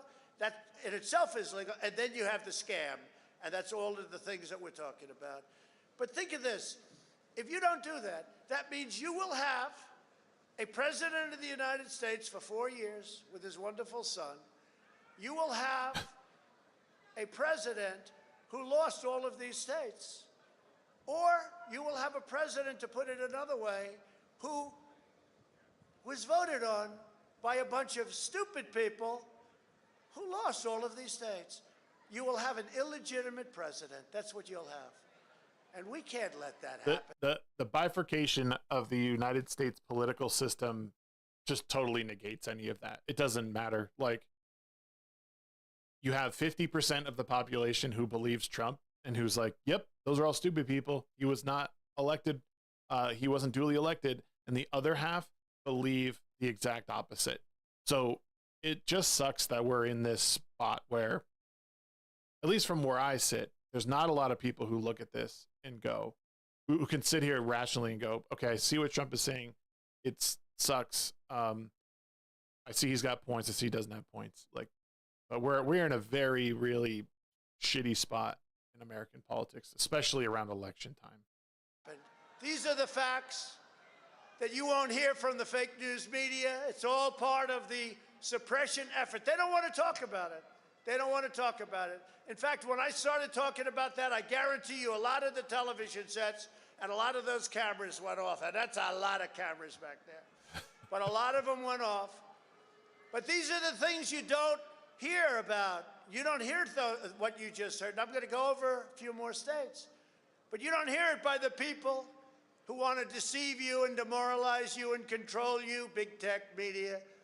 Just like the suppression polls that said, we're going to lose Wisconsin by 17 points. Well, we won Wisconsin. They don't have it that way because they lost just by a little sliver. But they had me down the day before, Washington Post, ABC poll, down 17 points. I called up a real pollster. I said, what is that? Sir, that's called a suppression poll. I think you're going to win Wisconsin, sir. I said, but why don't they make it 4 or 5 points? Because then people vote. But when you're down 17, they say, hey, I'm not going to waste my time. I love the president, but there's no. So that seems like a viable strategy. That seems right. And I do think that the media is engaging in stuff like that. I don't know. That's my gut feeling on it. That's my gut feeling. Despite that, we won Wisconsin. It's going to see. I mean, you'll see. Yeah, I think the media has always run a huge campaign against Trump in the way, like, and he's proven that it doesn't, like, most of those things you can just ignore. You can just 100% ignore most of those things. Because I mean, between 2016 and even 2020, I think he won a lot of states and counties that he was predicted to lose, and it just totally upended everything that they were trying to do, and it really exposed people. But that's called suppression, because a lot of people, when they see that, it's very interesting. This pollster said, sir, if you're down 3, 4, 5 people vote, when you go down 17, they say, let's go and have dinner, and let's watch the presidential defeat tonight on television, darling. And just like the radical left tries to blacklist you on social media, every time I put out a tweet, that's, even if it's totally correct, I get a flag. And they also don't let you get out. You know, on Twitter, it's very hard to come onto my account. It's very hard to get out a message. Yeah, the Rugged King says, I'm really tired of the phrase wasted vote. I had this argument quite a bit with people that I knew in. All right, Brahma, have a good one. I've had this argument with people before where just like they they insist that if you vote for a candidate that's not a Republican or Democrat, you're throwing your vote away, and it's going to the person that you don't like. And I just think that's the most dumbest thing. It's like, oh, so I can't vote for who I want. I have to vote for who you say. But I also think that our political system has changed in a way where at one point, the two candidates, Republican and Democrat, represented those groups much better than they do now. I think over the past, like, probably 8 years, maybe 12 years, we've seen more extreme candidates, and they've meant less and less to the common man. Whereas I think in the past, they have represented through the primaries and all that these were the people that best represented their constituents. They don't let the message get out nearly like they should. But I've had many people say, I can't get on your Twitter. I don't care about Twitter. Twitter's bad news. They're all bad news. But you know what? If you want to get out a message, and if you want to go through big tech, social media, go to Truth Social. They are really, if you're a conservative, if you're a Republican, it probably if you wasn't have a around big at voice, this point. I guess they call it shadow ban, right? Shadow ban. They shadow ban you, and it should be illegal. I've been telling these Republicans, get rid of Section 230. And for some reason, Mitch and the group, they don't want to put it in there. And they don't realize that that's going to be the end of the Republican Party as we know it, but it's never going to be the end of us, never.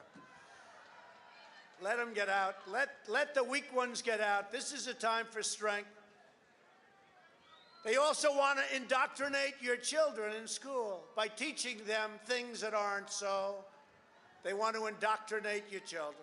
It's all part of the comprehensive assault on our democracy, and the American people are finally standing up and saying, no, this crowd is, again, a testament to it. I did no advertising. I did nothing. You do have some groups that are big supporters. I want to thank that, Amy and everybody. We have some incredible supporters, incredible. But we didn't do anything. This just happened. 2 months ago, we had a massive crowd come down to Washington. I said, what are they there for? Sir, they're there for you. We have nothing to do with it. These groups are they're for. This is another thing that people will say, like, oh, these big groups, they rally for Trump. You know, they rally for Trump. He's a populist. I'm like, there's certain worse things that could be, like, that people like your president just because you don't like him. You know, again, like, there's tens of thousands of people here at this rally, and the media does everything it can to twist it into like, this is very, very bad because people like him. I would be more worried about this if 1,000 people showed up, or less, 1,000 or less people showed up, and it was him at his pulpit fucking, you know, saying all this stuff. This to me, you know, again, like, people believe in him and what he's done. Don't, like, when people come in and they do bad things, people don't rally behind that. I don't know, at least personally, I wouldn't think that people would just automatically like just be like, oh yeah, Trump's a real likable guy.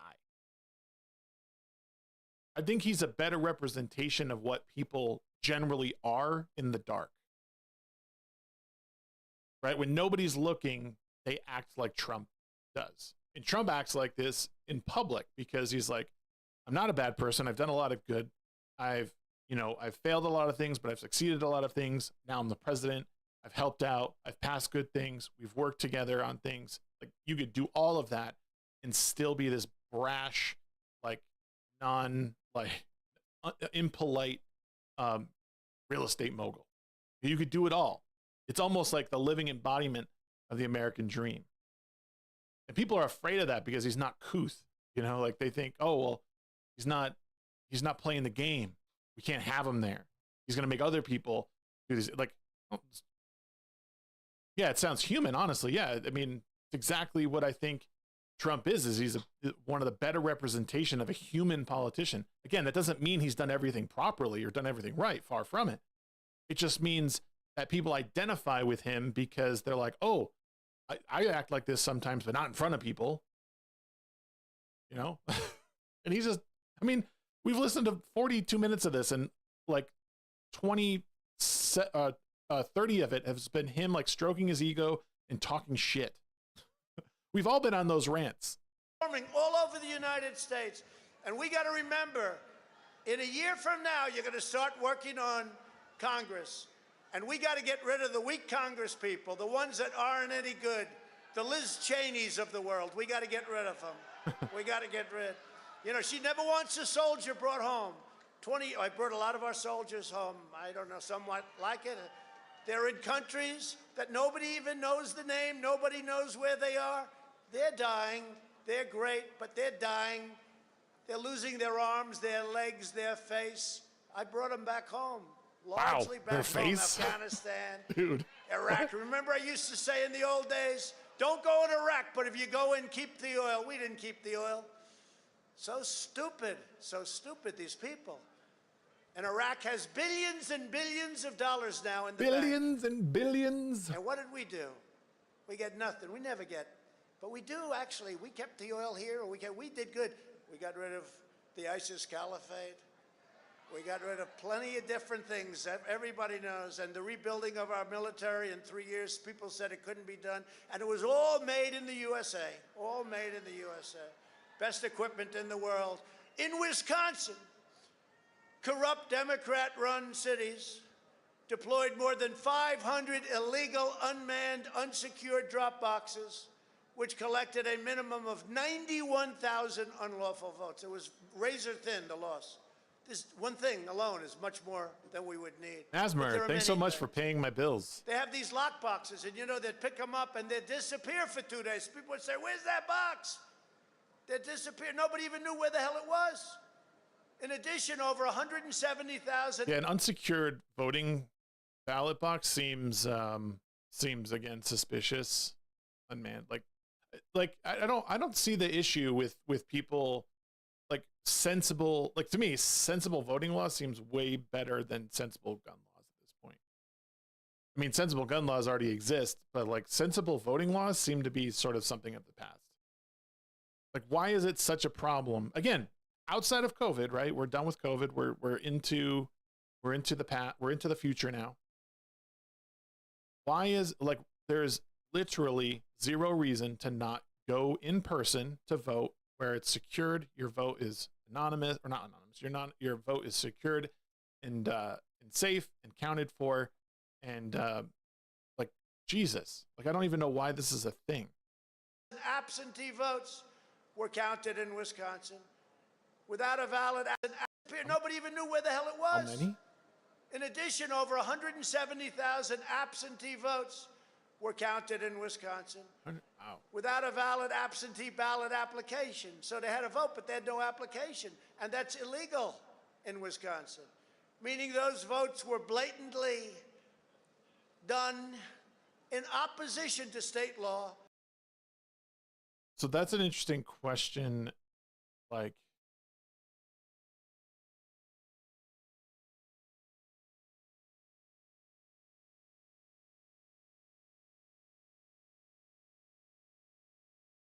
do they require application for absentee ballots? That's a question that it kind of runs like just tangentially to this, because him bringing it up, I think, is, like, again, hundreds of thousands of them. It's a lot. But if they skirt they skirt the whole process legally, that's the real case, right? And they came 100% from Democrat areas such as Milwaukee and Madison, 100%. In Madison, 17,000 votes were deposited in so-called human drop boxes. You know what that is, right? Ballot harvesting. Where operatives stuffed thousands of unsecured ballots into duffel bags on park benches across the city in complete defiance of cease and desist letters from state legislature. Your state legislature said don't do it. They're the only ones that can approve it. They gave tens of thousands of votes. They came in duffel bags. Where the hell did they come from?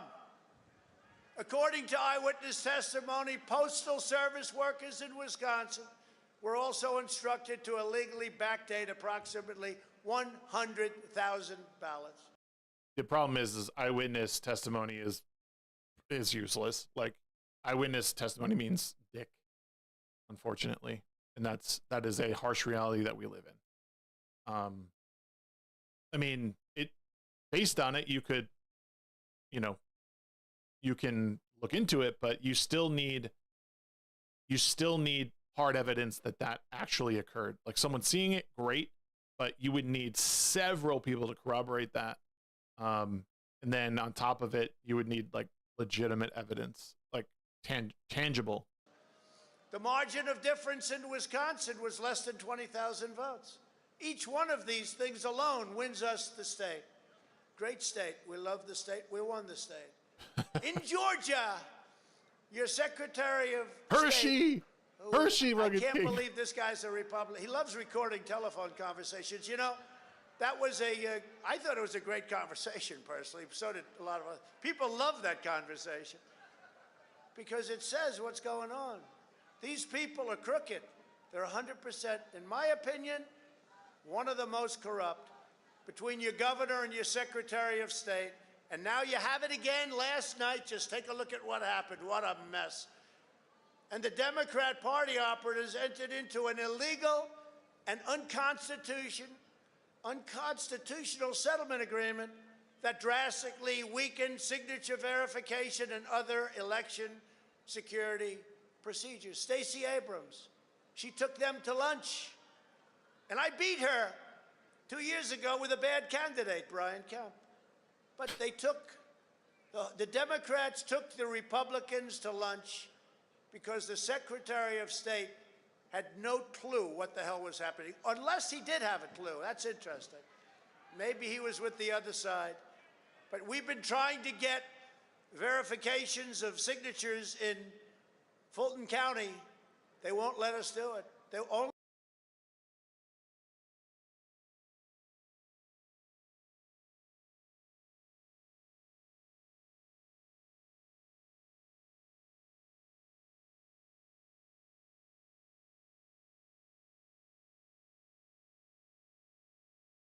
That'll be an interesting point for another time to look at, too.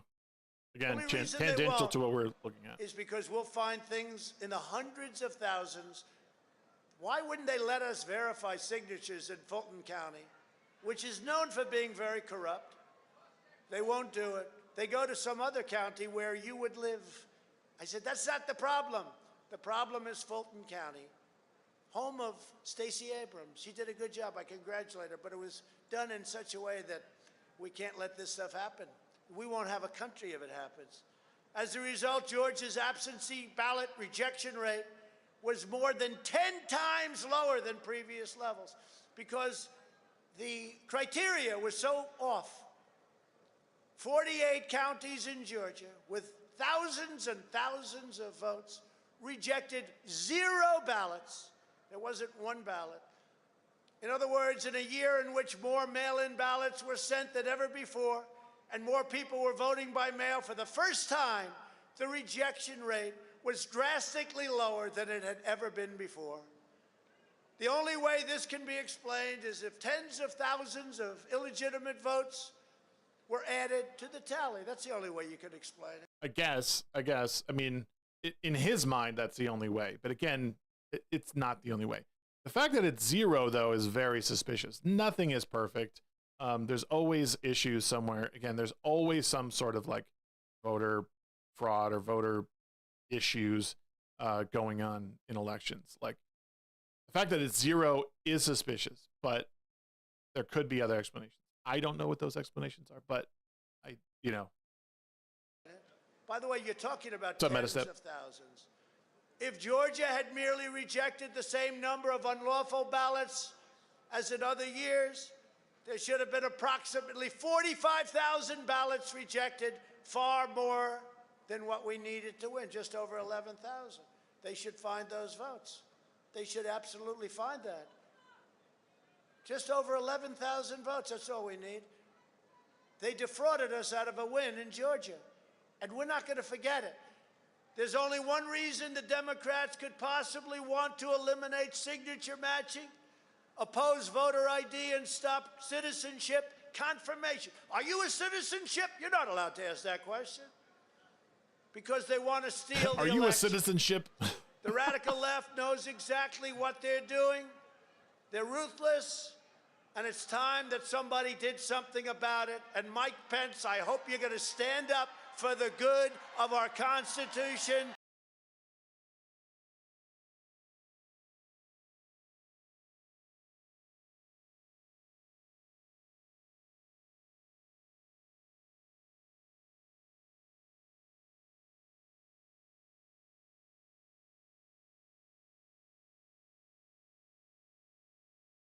And for the good of our country.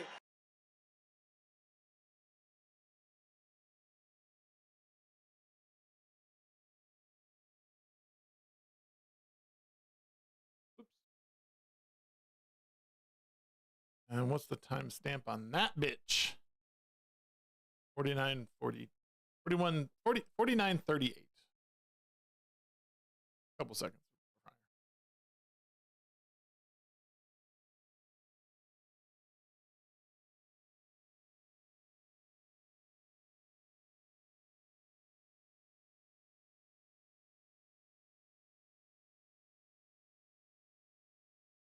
You might say more.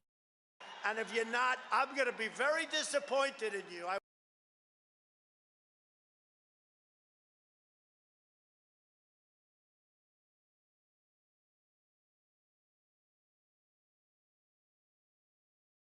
will tell you right now.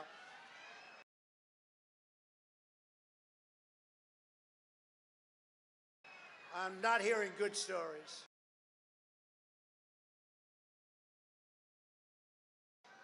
In Fulton County, Republican poll watchers were ejected, in some cases physically, from the room. I did the same thing while crossing border patrol checkpoint for the first time. Citizenship panics. I am citizenship.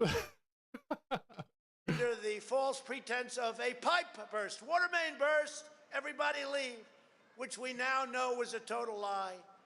Then election officials pulled boxes, Democrats, and suitcases of ballots out from under a table. You all saw it on television, totally fraudulent, and illegally scanned them for nearly 2 hours, totally unsupervised.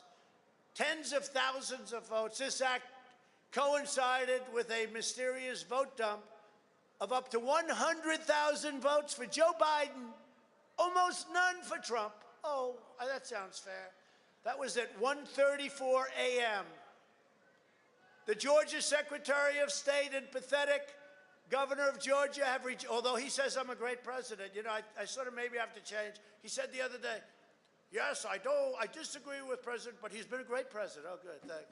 Wait, did I just miss something? Thank you very much.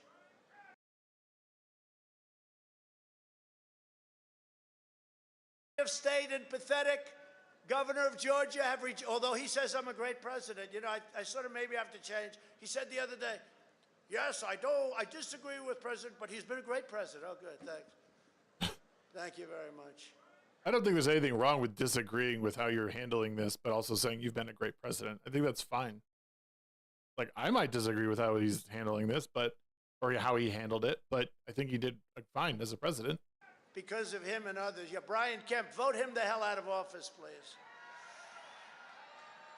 Well, his rates are so low. You know, his approval rating now, I think it just reached a record low. They've rejected 5 separate appeals for an independent and comprehensive audit of signatures in Fulton County. Even without an audit, the number of fraudulent ballots that we've identified across the state is staggering. Over 10,300 ballots in Georgia were cast by individuals whose names and dates of birth match Georgia residents who died in 2020 and prior to the election.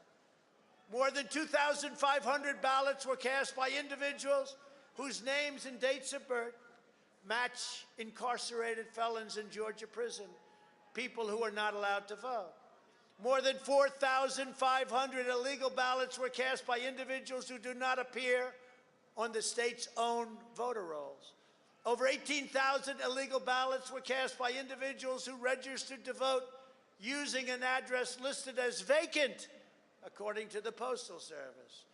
At least 88,000 ballots in Georgia were cast by people whose registrations were illegally backdated.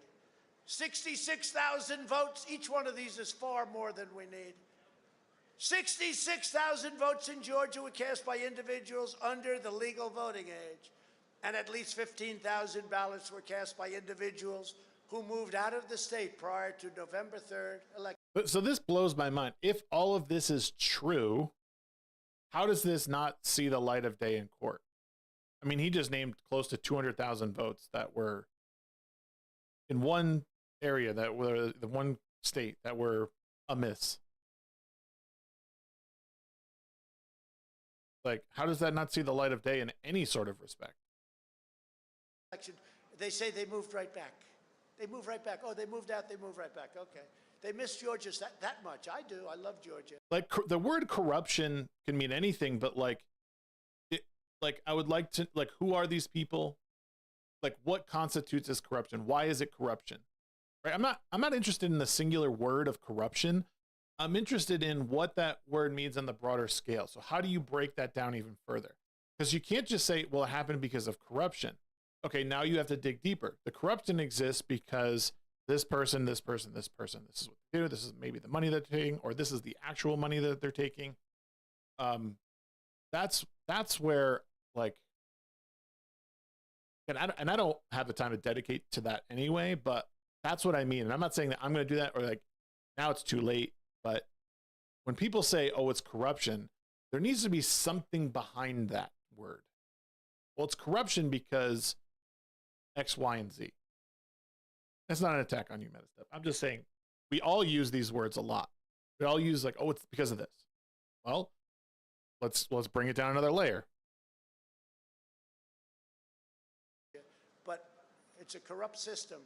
Despite all of this, the margin in Georgia is only 11,779. I mean, I know it's the lizard Each people, and every but one like, of these issues is enough to give us a victory in Georgia, a big, beautiful victory. Make no mistake, this election was stolen from you, from me, and from the country, and not a single swing state has conducted a comprehensive audit to remove the illegal ballots. This should absolutely occur in every single contested state before the election is certified. In the state of Arizona, Over 36,000 ballots were illegally cast by non-citizens. 2,000 ballots were returned with no address. More than 22,000 ballots were returned before they were illegally cast by non-citizens. 2,000 ballots were returned with no address. More than 22,000 ballots were returned before they were ever supposedly mailed out. They returned, but we haven't mailed them yet. 11,600 more ballots and votes were counted, more than there were actual voters. You see that? So you have more votes, again, than you have voters. 150,000 people registered in Maricopa County after the registration deadline. 103,000 ballots in the county were sent for electronic adjudication with no Republican observers. In Clark County, Nevada, the accuracy settings on signature verification machines were purposely lowered before they were used to count over 130,000 ballots. If you signed your name as Santa Claus, it would go through. There were also more than 42,000. The signature verification thing is an interesting one because the signature verification stuff, like when has that ever, I mean, I can't think of a time where my signature was actually verified on anything. Like on anything. So yeah, I think it's weird that, I don't know. The signature verification thing with voting is like, I don't know. 1,000 double votes in Nevada. Over 150,000 people were hurt so badly Of course you did, Meta. by what took place, and 1,500 ballots were cast by individuals whose names and dates of birth matched Nevada residents who died in 2020 prior to November 3rd election. More than 8,000 votes were cast by individuals who had no address and probably didn't live there. The margin in Nevada is down at a very low number. Any of these things would have taken care of the situation. We would have won Nevada also. Every one of these we're going over, we win. In Michigan, quickly, the Secretary of State, a real great one, flooded the state with unsolicited mail-in ballot applications sent to every person on the rolls in direct violation of state law. More than 17,000 Michigan ballots were cast by individuals whose names and dates of birth match people who were deceased. In Wayne County, that's a great one. That's Detroit. 174,000 ballots were counted without being tied to an actual registered voter. Nobody knows where they came from. Also in Wayne County, poll watchers observed canvassers rescanning batches of ballots over and over again, up to 3 or 4 or 5 times. In Detroit, turnout was 139% of registered voters. Think of that. So you had 139% of the people in Detroit voting. This is in Michigan, Detroit, Michigan. A career employee of the City of Detroit testified under penalty of perjury that she witnessed city workers coaching voters to vote straight Democrat while accompanying them to watch who they voted for. When a Republican came in, they wouldn't talk to him. The same worker was instructed not to ask for any voter ID and not to attempt to validate any signatures if they were Democrats. She also told to illegally and was told backdate ballots received after the deadline and reports that thousands and thousands of ballots were improperly backdated. That's Michigan. 4 witnesses have testified under penalty of perjury that after officials in Detroit announced the last votes, the whole penalty of perjury thing. Like, when was the last time someone like went to prison because they perjured themselves? Like, there's been people in Congress who have done that, and I feel like they're still walking the streets. Like, I don't even believe that anymore. And it's kind of, I don't know. It's, and there 4 people is not enough. You know, eyewitness testimony, 4 people, it's just not enough. Been counted. Tens of thousands of additional ballots arrived. And let me be clear, all of this sounds really bad. I'm not downplaying that. It all sounds really bad. The problem is you need someone to take this to court.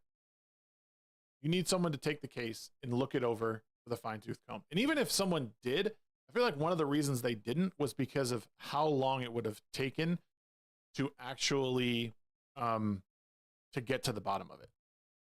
Like, this is like years that you'd be fighting this in court. Years. And then what? You know, like, then you kick Biden out, like, and then oh no, we're gonna, like, I don't think there's any way that this gets done in a expedient, amount of time. Without required envelopes, every single one was for a Democrat. I got no votes.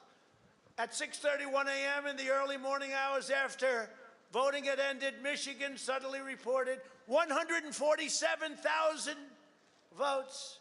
An astounding 94% went to Joe Biden, who campaigned brilliantly from his basement. Only a couple of percentage points went to Trump.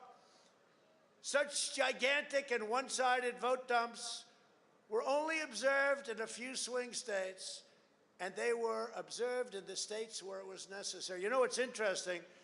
President Obama beat Biden in every state other than the swing states where Biden killed him, but the swing states were the ones that mattered. There were always just enough to push Joe Biden barely into the lead. We were ahead by a lot, and within a number of hours, we were losing by a little. In addition, there is the highly troubling matter of Dominion voting systems. In one Michigan county alone, 6,000 votes were switched from Trump to Biden, and the same systems are used in the majority of states in our country.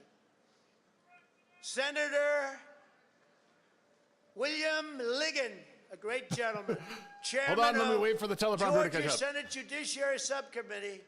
Senator Ligon. Like, is he really reading this all off of a teleprompter? Like, holy shit, there's no way. Highly respected. On elections, has written a letter describing his concerns with Dominion in Georgia.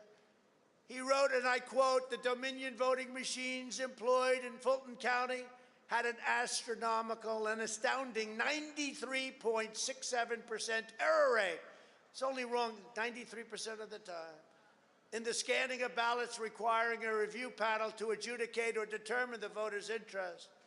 In over 106,000 ballots out of a total of 113,000. Think of it. You go in and you vote, and then they tell people who you're supposed to be voting for. They make up whatever they want. Nobody's ever even heard. They adjudicate your vote. They say, well, we don't think Trump wants to vote for Trump. We think he wants to vote for Biden. Put it down for Biden. The national average for such an error rate is far less than 1%, and yet you're at 93%. The source of this astronomical error rate must be identified to determine if these machines were set up or destroyed to allow for a third party to disregard the actual ballot cast by the registered voter. The letter continues, there is clear evidence that tens of thousands of votes were switched from President Trump to former Vice President Biden in several counties in Georgia. For example, in Bibb County, President Trump was reported to have 29,391 votes at 9:11 p.m. Eastern Time, while simultaneously Vice President Joe Biden was reported to have 17,213. Minutes later, just minutes, at the next update, these vote numbers switched, with President Trump going way down to 17,000. That's suspicious. And Biden going way up to 29,391. That's suspicious. Especially in deep South Bibb County. A 12,000 vote switch. Like, Bibb County is like a backwards like county of Alabama. Oh, dude, it's awful because you could tell like he was just reading off of the prompter there, and then he's like going off onto something else. In Mr. Biden's favor. So, I mean, I could go on and on about this fraud that took place in every state, and all of these legislatures want this back. I don't want to do it to you because I love you and it's freezing out here. But I could just go on forever. I can tell you this.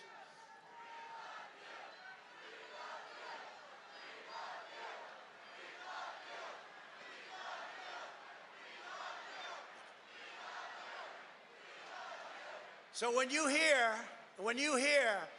while there is no evidence to prove any wrongdoing, this is the most fraudulent thing anybody's. This is a criminal enterprise. This is a criminal enterprise. And the press will say, and I'm sure they won't put any of that on there because that's no good. You ever see, while there is no evidence to back President Trump's assertion, I could go on for another hour reading this stuff to you. Please, God, don't. And telling you about it. There's never been anything like it. Think about it. Detroit had more votes than it had voters. Pennsylvania had 205,000 more votes than it had more. But you don't have to go any. Between that, I think that's almost better than dead people, if you think, right? More votes than they had voters, and many other states also. It's a disgrace that the United States of America, tens of millions of people are allowed to go vote without so much as even showing identification. In no Not against state voter is ID. I there think any it's a good idea. question or effort made to verify the identity, citizenship, residency, or eligibility of the votes cast. The Republicans have to get tougher. You're not going to have a Republican Party if you don't get tougher.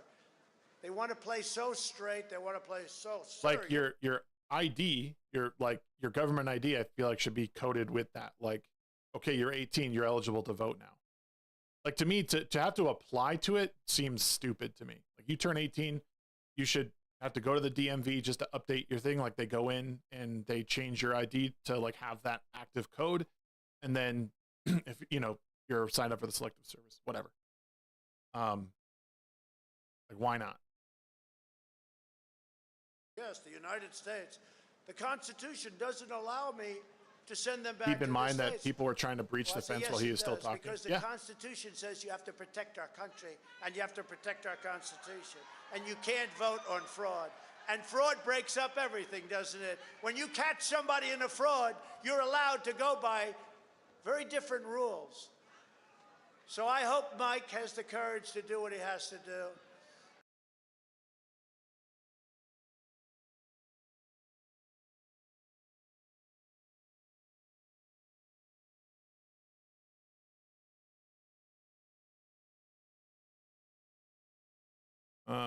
Let's see. What's the timestamp on that? 48. Wait. 102.50.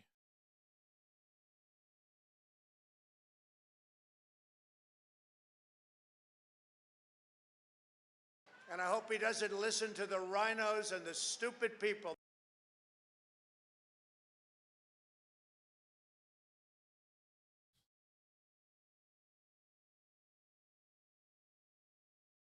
I know I didn't spell that right. That he's listening to. It is also widely understood that the voter rolls are crammed full of non-citizens, felons, and people who have moved out of state, and individuals who are otherwise ineligible to vote. Yet Democrats oppose every effort to clean up their voter rolls. They don't want to clean them up. They're loaded. And how many people here know other people that when the hundreds of thousands and then millions of ballots got sent out, got 3, 4, 5, 6, and I heard one who got 7 ballots. And then they say, you didn't quite make it, sir. We won in a landslide. This was a landslide. They said it's not American to challenge the election. This is the most corrupt election in the history, maybe of the world. Not American to challenge the election. You know, you could go third world countries, but I don't think they had hundreds of thousands of votes and they don't have voters for them. I mean, no matter where you go, nobody would think this. In fact, it's so egregious, it's so bad that a lot of people don't even believe it. It's so crazy that people don't even believe it. It can't be true. Yeah, well, I mean, that's part of the issue, right? The numbers you're throwing around are so unbelievable, it's hard to believe. Like, no one took the case. No court would see the case on it. Your numbers, they either are right or completely wrong.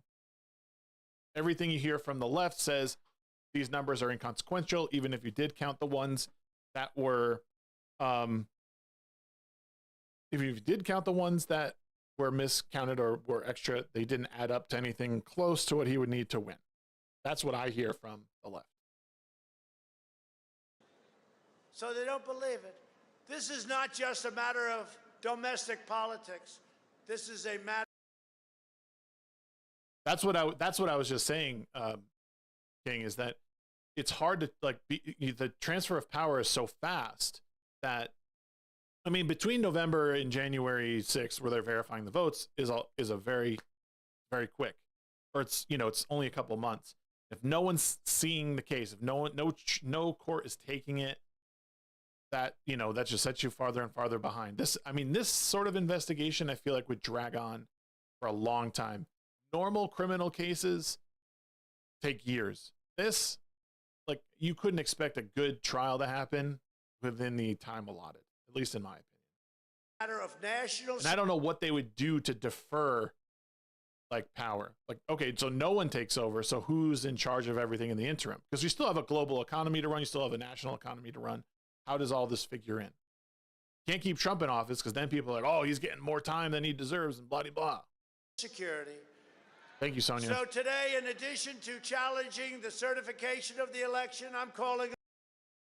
Okay, so right there he said, domestic politics. This is a matter of national security.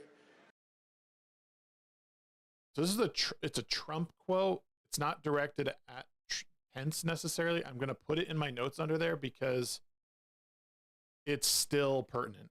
Fuck. So today, in addition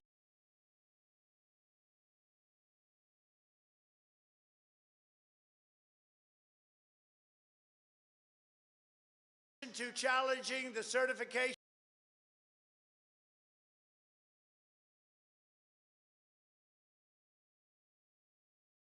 of the election, I'm calling on Congress and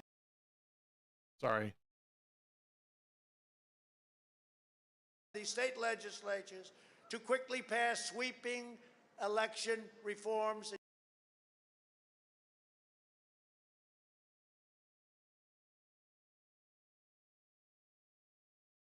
You better do it before we have no country left.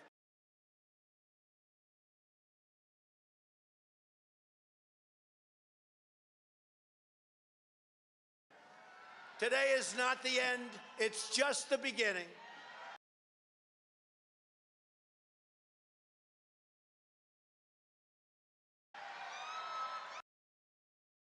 Okay, 104.30.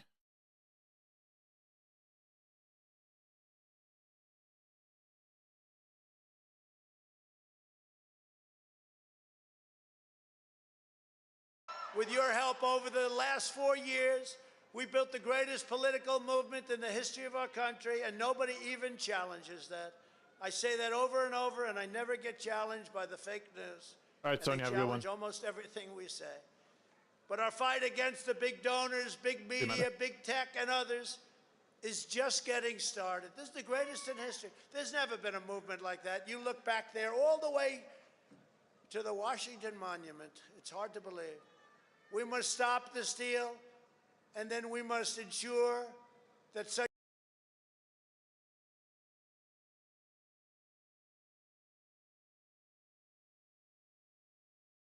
we must stop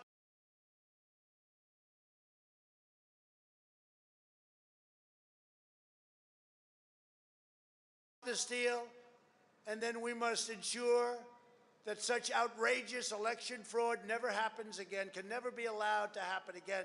But we're going forward. We'll take care of going forward. We got to take care of going back. Don't let them talk.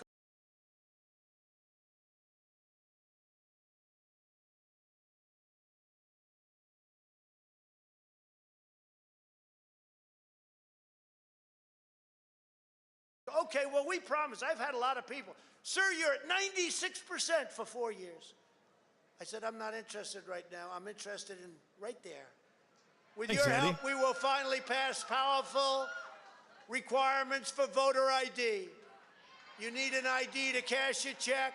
You need an ID to go to a bank, to buy alcohol, to drive a car. Every person should need to show an ID in order to cast your most important thing, a vote.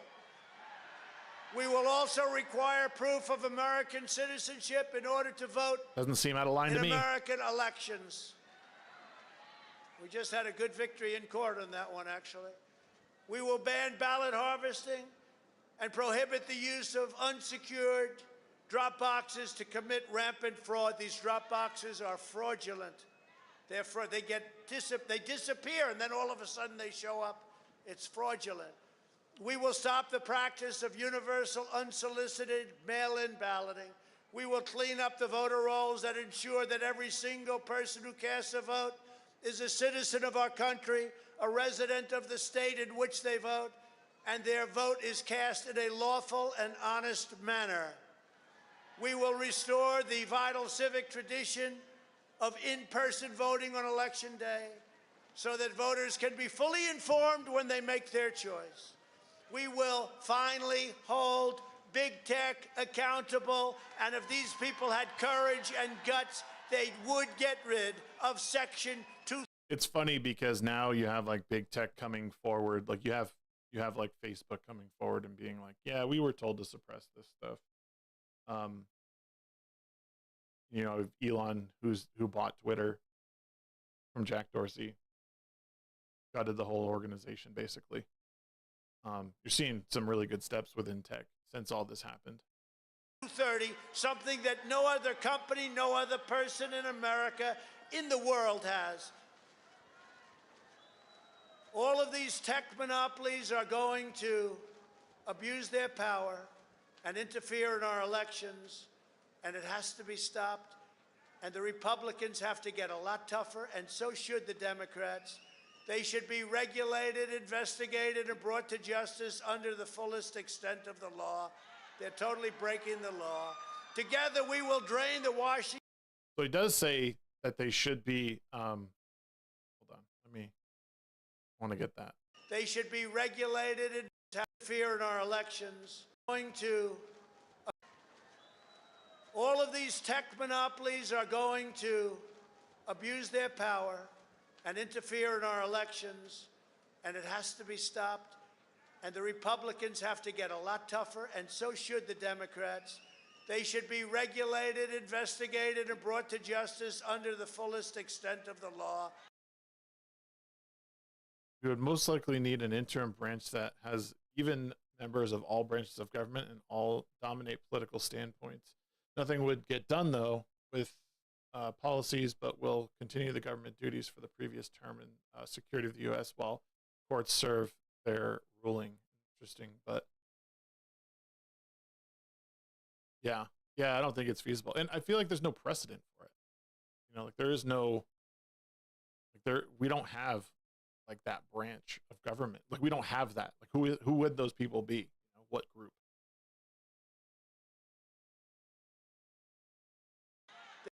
Investigated and brought to justice under the fullest extent of the law. They're totally breaking the law. Together, we will drain the Washington swamp, and we will clean up the corruption in our nation's capital. We have done a big job on it, but you think it's easy? It's a dirty business. I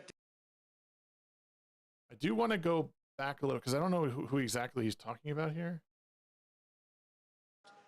And the Republicans have to get a lot tougher, and so should the Democrats.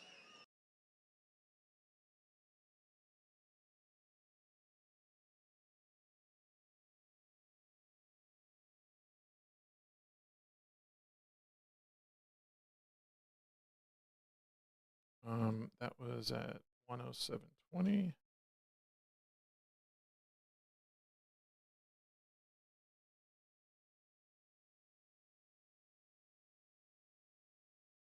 They should be regulated, investigated, and brought to justice under the fullest extent of the law.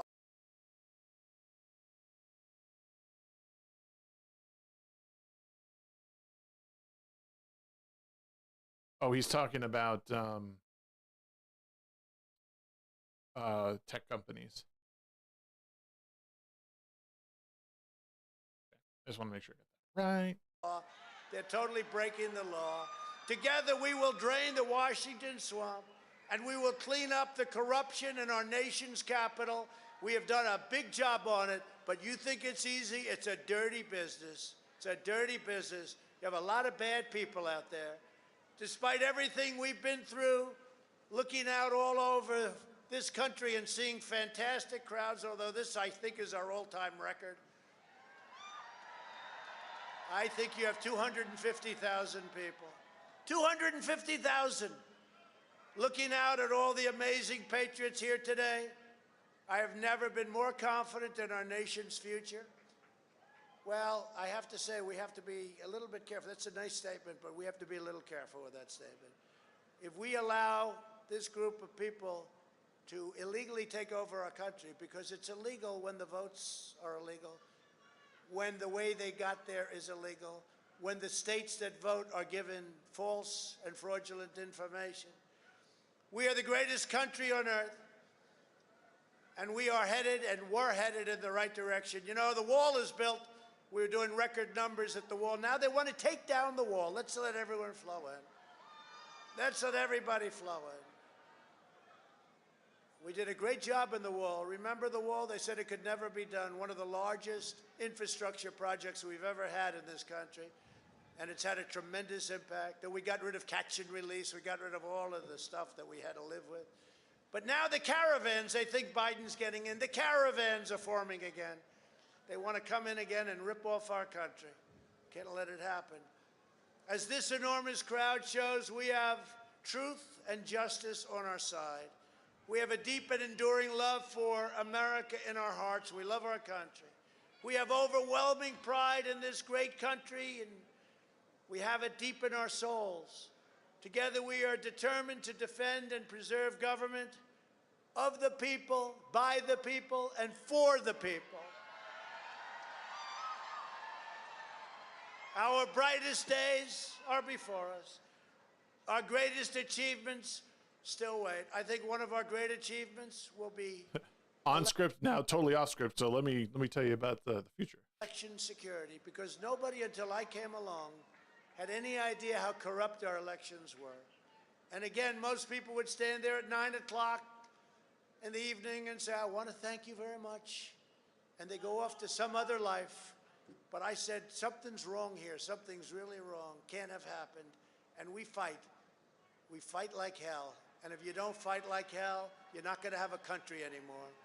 Our exciting adventures and boldest endeavors have not yet begun. My fellow Americans, for our movement, for our children, and for our beloved country. And I say this, despite all that's happened, the best is yet to come. So we're going to walk down Pennsylvania Avenue. I love Pennsylvania Avenue.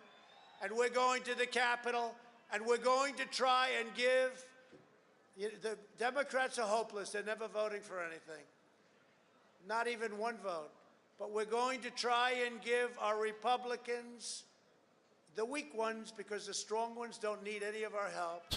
We're going to try and give them the kind of pride and boldness that they need to take back our country.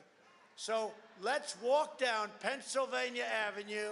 I want to thank you all. God bless you. So what I want to say is that this whole speech, this hour and 10-minute speech, what the media pulled out of it and what they have painted Trump as in this whole thing was less than a footnote in what it was all about.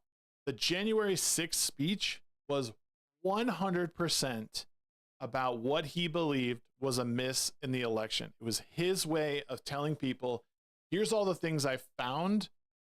This is what it is. The few things that he said that may have been inflammatory were pulled out to make him look bad. I'm sorry, but like it's an unfair characterization of what was done. Like if we're really looking at if I'm looking at these notes, I'll just go to like my main, so you can see like a bigger version of it. Did Trump incite an insurrection? So the couple of things that he said that you might be able to take as incitement, I think. You'll never take back our country with weakness. You have to show strength and you have to be strong. That quote, maybe. I know that everyone here will soon be marching over the Capitol to peacefully and patriotically make your voices heard. Please, like, there's nothing crazy about this quote. Peacefully and patriotically. Done. Time to debate that guy now, right? Unless he blocks you. That guy ended his stream. I'm going to run to the bathroom real quick, and then I'm going to try and jump on someone else's. They currently have someone in there, but we'll see. Give me 1 second, guys. Share stream real fast.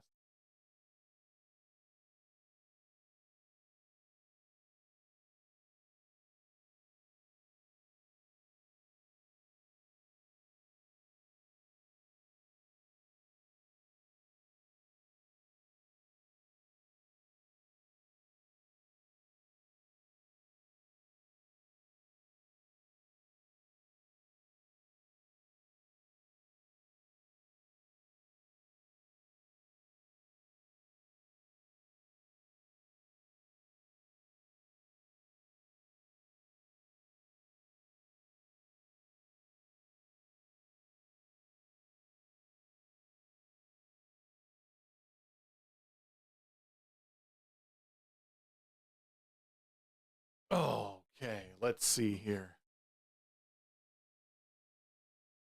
I need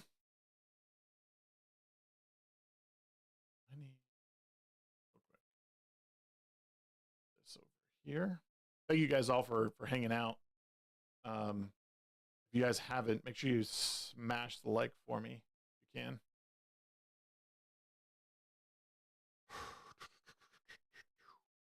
Let's listen to this. Good.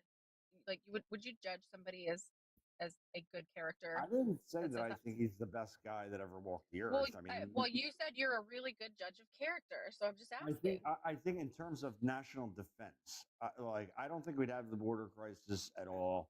I think it's weird that he said that about his daughter. National defense. Oh, so this conversation is shaping up to be: should we trust Trump's sexual assault allegations? Do I have so there's Trump's felony charges. I started building this one up too, but I haven't put a whole lot into this. Let's look real quick. Trump's sexual assault charges. So this is, again, I'm doing this because I don't want to go into these conversations looking silly. Jury finds Trump liable for sexual abuse, awards accuser $5 million. The jury found Donald Trump liable Tuesday for sexually abusing advice columnist E. Jean Carroll in 1996, awarding her $5 million in a judgment that could haunt the former president as he campaigns to regain the White House. The verdict was split. Here, I'll just like share this with you guys. Oh, are you kidding me?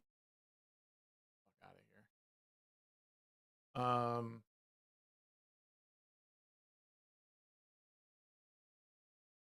here. Trump's added to his legal troubles, woes, and offers vindication to Carroll, whose allegations had been mocked and dismissed by Trump for years. E. Jean Carroll has accused 21 different men of rape and sexual assault. Trump was not found guilty of sexual assault. He was found guilty of defamation. Okay, I want to find that. Trump did not attend the civil trial and was absent when the verdict was read. Trump immediately lashed out on the media site, claiming that he does not know Carroll and referring to the verdict as a disgrace and a continuation of the greatest witch hunt of all time. Trump's lawyer, Joseph Tacopina, shook hands with Carroll and hugged her lawyer, Roberta Kaplan, after the verdict was announced. Outside the courthouse, he told reporters the jury's rejection of the rape claim while finding Trump responsible for sexual abuse was perplexing and strange. So wait, he's responsible for sexual abuse? What does that even mean? Part of me, no, this is something different. But that part of his story does not help at all. Part of me was obviously very happy that Donald Trump was not branded as a rapist, he said. So it was a civil trial, not criminal, because the case was a defamation case, not a rape trial. Well, okay, so is the media misrepresenting the trial here? I'm confused. The accusation is that Trump raped her, right? This is where I get like hazy on the criminal, not criminal, or criminal and civil thing. Carol, in her own statement, said, "She sued Trump to clear my name and to get my life back. Today, the world finally knows the truth. The victory is not just for me, but for every woman who has suffered because she was not believed."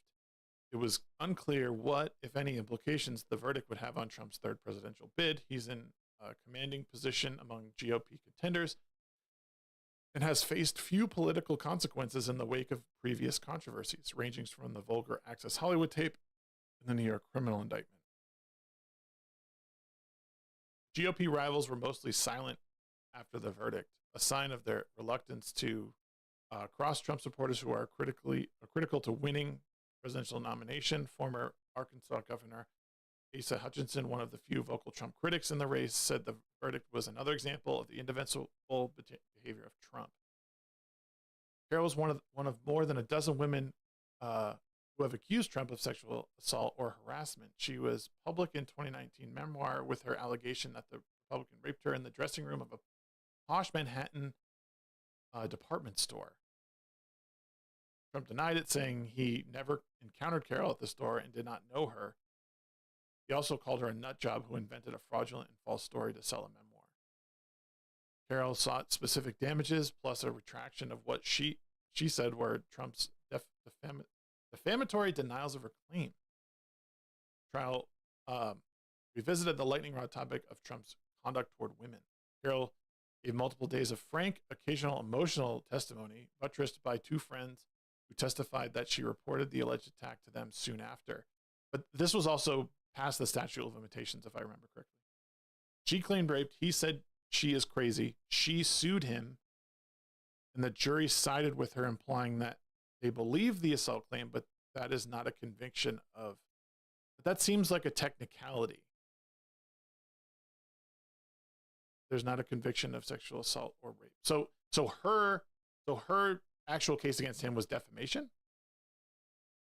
Jurors also heard from Jessica Leeds, a former stockbroker, who testified that Trump abruptly groped her against her will on an airline flight in the 1970s, and from Natasha Stoyanov, a writer, who said Trump forcibly kissed her against her will while she was interviewing him for a 2005 article. I bet that was a kiss on the cheek. I'm willing to bet he greeted her and gave her a kiss on the cheek. The sixth man, 3 women jury also saw the well-known 2005 Access Hollywood hot mic recording of Trump's talking about kissing and grabbing women without asking. The Associated Press typically does not name people who say they have been sexually assaulted unless they come forward publicly, as Carol Leeds and Stoyanov have. The verdict comes as Trump faces an accelerating swirl of legal risks. He's fighting a New York criminal case related to hush money payments made to a porn actor. The state attorney general has sued him, his family, and his business over alleged financial wrongdoing. These are, from what I understand, from what I've seen, like, they are miscalculations in paperwork. Like, they're not even like that bad. Not a technicality, different rules in court for a civil case instead of criminal. Burden of proof and what the judge allows in as evidence is different. Okay. Trump is contending with investigations in possible mishandling of classified documents in his actions after the 2020 election and his activities during the insurrection at the U.S. Capitol. Trump denies wrongdoing on those matters. Trump has the right to take any documents that he wants, and this was, I think, this was proven in Clinton's case. It was like the sock drawer case, wasn't it? That bad, yeah. That the left would say that's the issue, right? The people who are arguing this are basically saying, like, he's a convicted rapist.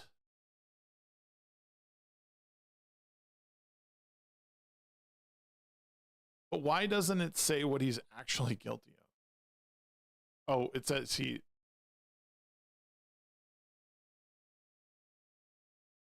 Let me reread that. It is. He is...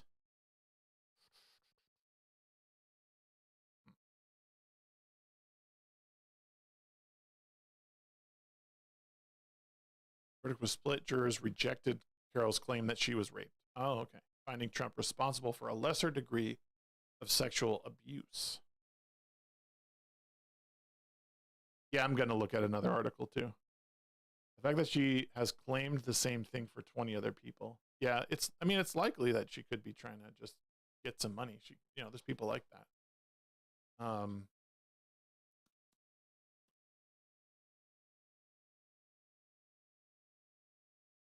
Let's see here.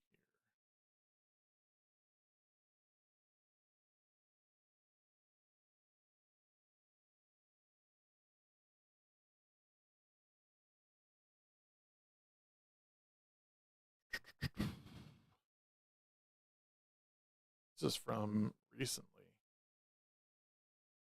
The defendant denied what we know about Trump and accusations of sexual misconduct. A month before the 2016 election, leaked tape bragging. Oh, fuck,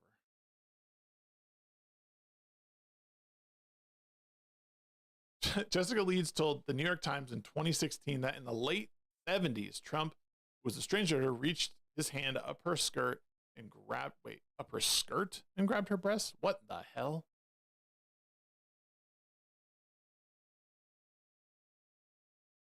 The reason they claim it the way they do is the judge had a question on the jury form that asked them if they wanted Trump, if they believed Trump was guilty of rape or sexual assault.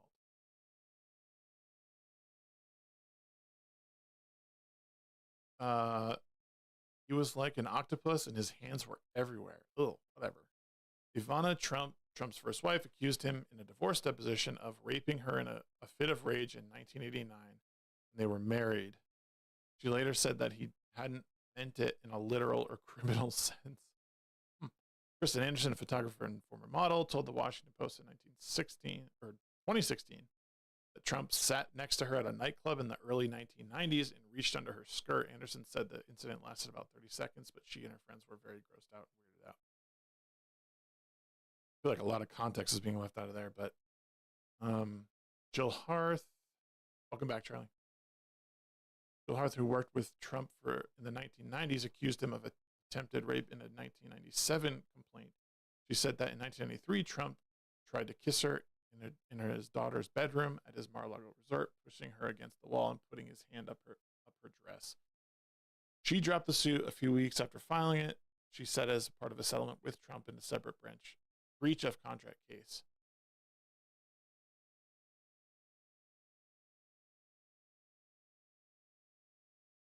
Former Miss Teen USA Consensus told BuzzFeed in 2016 that in 1997, Trump, the owner of the pageant at the time, unexpectedly walked into the contestants' dressing room while they were changing, which they found inappropriate.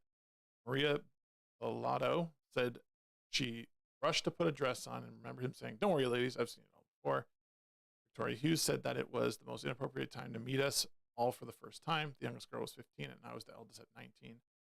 The other three women described a similar situation to BuzzFeed anonymously. However, 11 others said they did not recall seeing Trump in the dressing room at all. How about that?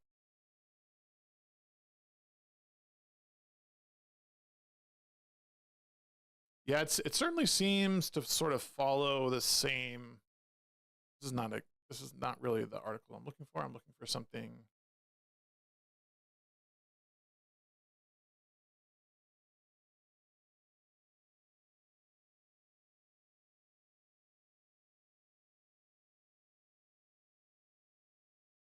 Welcome to the NewsHour. A New York jury has found former President Donald Trump liable for sexually abusing columnist E. Jean Carroll at a department store in the mid-1990s and later defaming her.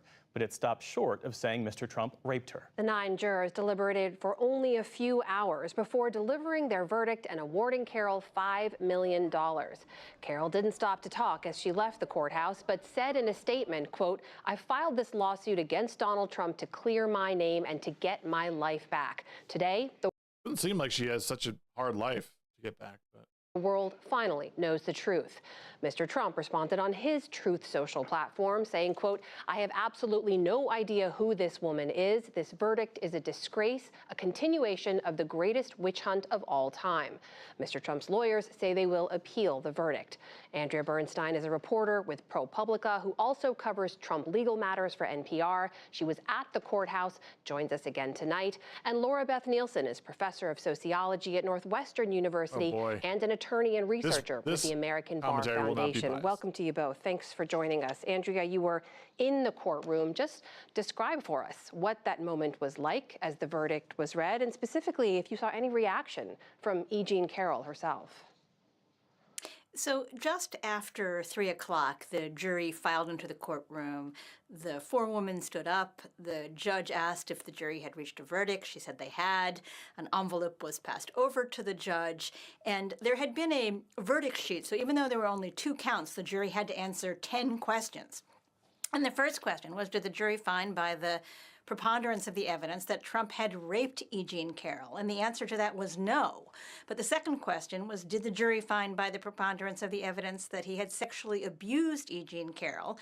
And the answer was yes. And preponderance of the evidence that Trump had raped E. Jean Carroll? And the answer to that was no. But the second question was, did the jury find by the preponderance of the evidence that he had sexually abused E. Jean Carroll? And the answer was yes. And then the questions went. What is the definition of sexual abuse here?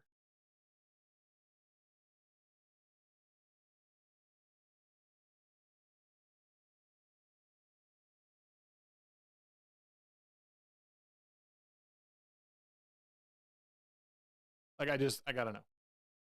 Legal definition of sexual abuse.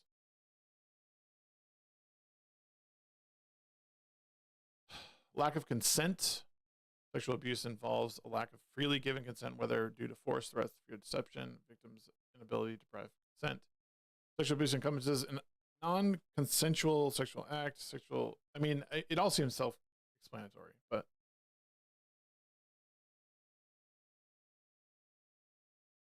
in the context of civil law, sexual abuse can be considered a form of sexual violence, and its definition may vary depending on jurisdiction and legislation. For example, in the United States, sexual harassment is a form of discrimination under Title VII of the Civil Rights Act of 1964, while sexual assault is a criminal offense defined as an act of sexual contact without consent.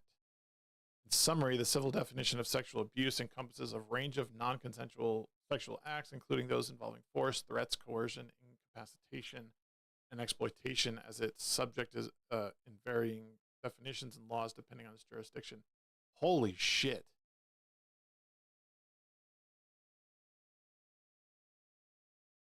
Like that. I mean, is it just me, or does that just seem like so convoluted? Went on from there. There was questions about damages. There was questions about defamation. Did Trump defame E. Jean Carroll when he called her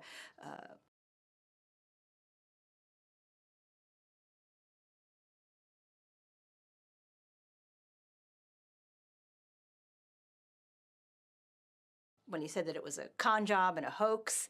And the jury said, yes, there was defamation. Yes, there was actual malice, and said that Trump had to pay $5 million. Now, the judge had instructed everyone, no outbursts, don't get up, don't say anything. So the lawyers were quiet, as was Carroll, who just looked straight ahead.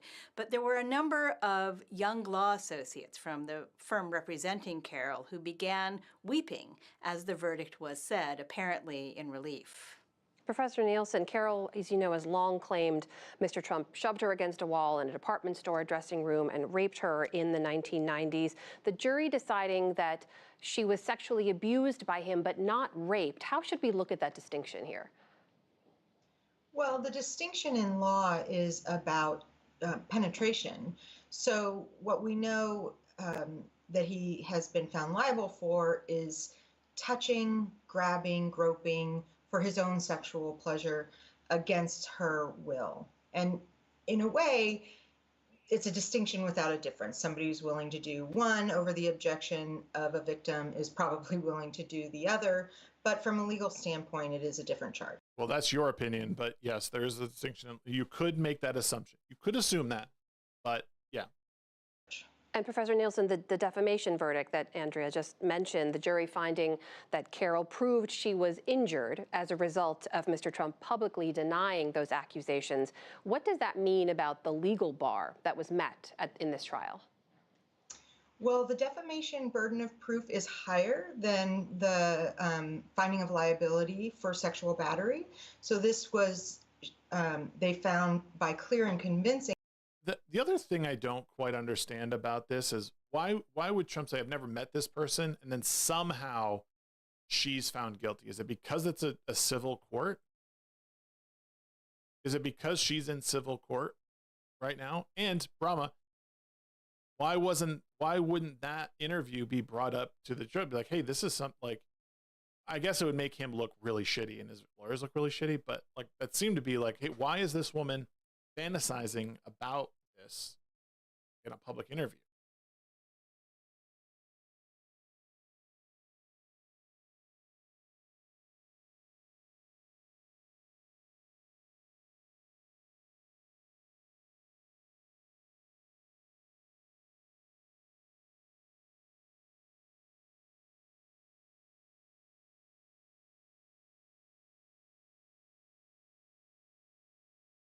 Oh, that's a good point. That is a good point, Charlie. Good point.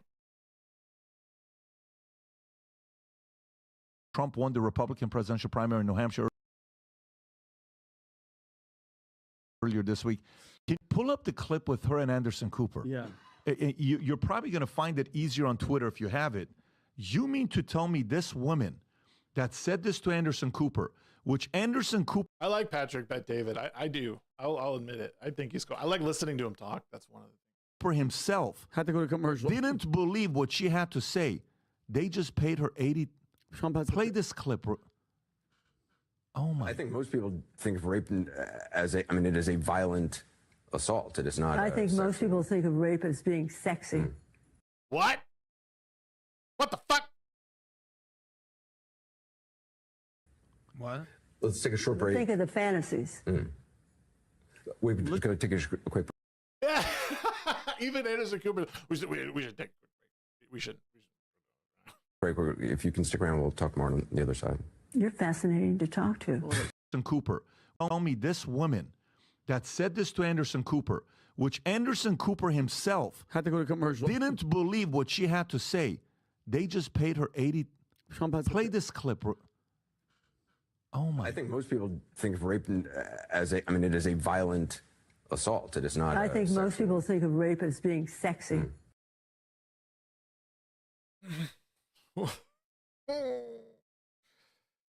Help. What? Let's take a short break. Think of the fantasies. We're just going to take a quick break. If you can stick around, we'll talk more on the other side. You're fascinating to talk to. What a crazy bitch. Is that real? Is that real? Do you see her? Look at how she reacts. The other side. He's uncomfortable. He wants to cut to commercial and do something else. And then look at her. We're just going to take a quick break. If you can stick around, we'll talk more on the other side. You're fascinating to talk to. What a crazy bitch. Look, she's the lady from 40-Year-Old Virgin. You're fascinating to talk to. So this is one of those moments, can we be honest? Like, this is one of those moments where, like, if you're talking like that, like we're missing some context of it, of course, but like that right there, like you're missing. Like, what did she follow up with saying? Where did the conversation start?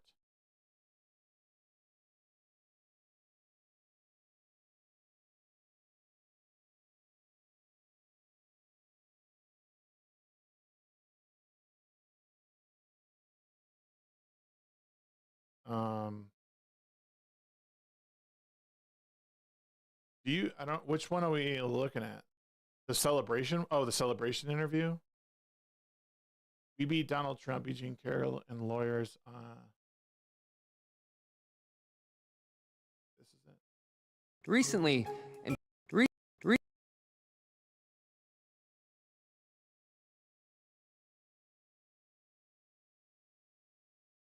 It is a civil case between two very identifiable, very unique individuals. And as such, there are two ways this has resonated so much with all of us. There's two reasons why we care so much about what she has just been able to do. The first reason it resonates, the first reason we care, honestly, is because of us as a country and who we are and the way he, as a political figure,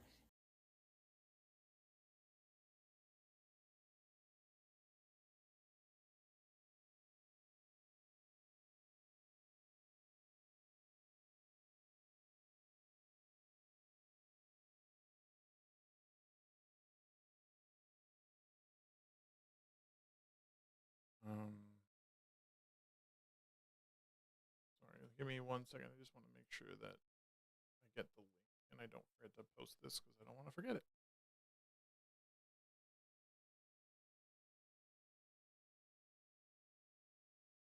is trying to change us as a country. You are promising America tonight you would never abuse power as retribution against anybody. Except for day one. Except Look, what? he's going crazy. Except for day one. Meaning? I said I want to be a dictator for one day. Sean, I only want to be a dictator for one day. Would you rather have 4 years of Donald Trump as a dictator or 4 years of Joe Biden as a president? Trump. As a dictator. Oh, what? Like, this is so intellectually disingenuous. I'm so sick of this crap. Yeah, that was Eugene Carroll, the one who won a the suit that accused Trump of rape. She is the one in that interview with Anderson Cooper saying it's sexy. People think it's sexy. Maybe. Sometimes in life, we all need And the whole you know, if Trump went through 4 years as president, he was not a dictator as a president. Like, if he hasn't done it yet, this isn't some slow play. Real dictators don't slow play their, they don't slow play their intentions. Like, fascist dictators, they assert the power they have through the military over their political opponents.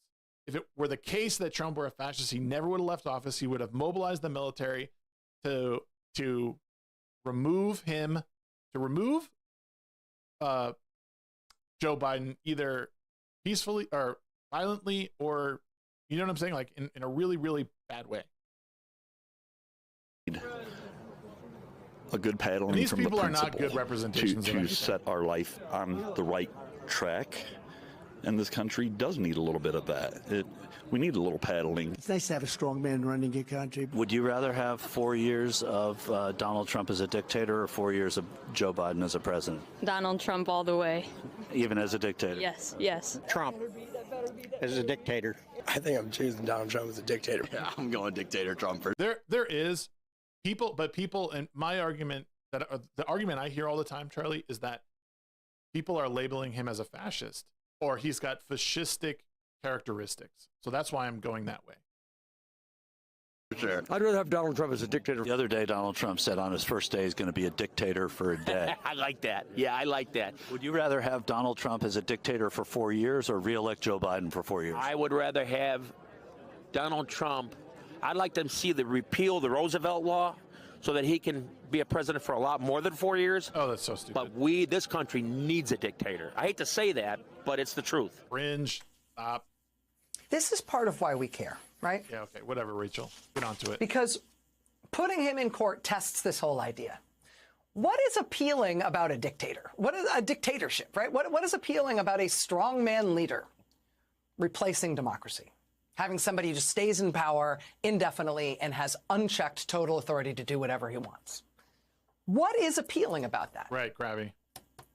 Not just why would you offer to be that? You can see the appeal to a person who wants to be that kind of person. But why would you want that?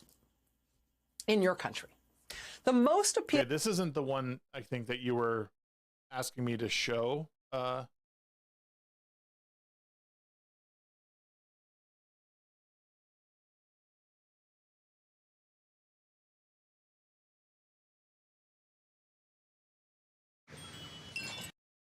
Maybe it's this one.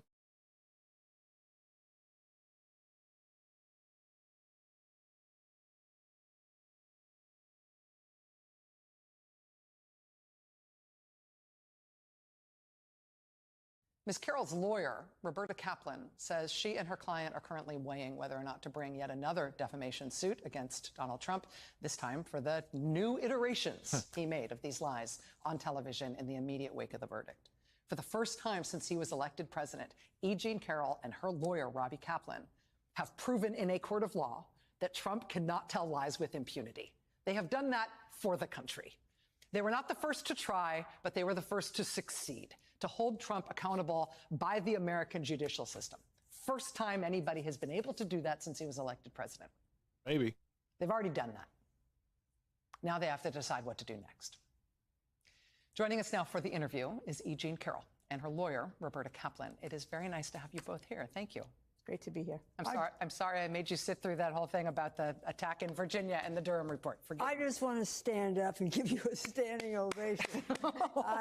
I hadn't realized that nobody had done this, that we're the first. Yeah. I just now realized it when you said it. Yeah, you, Robbie.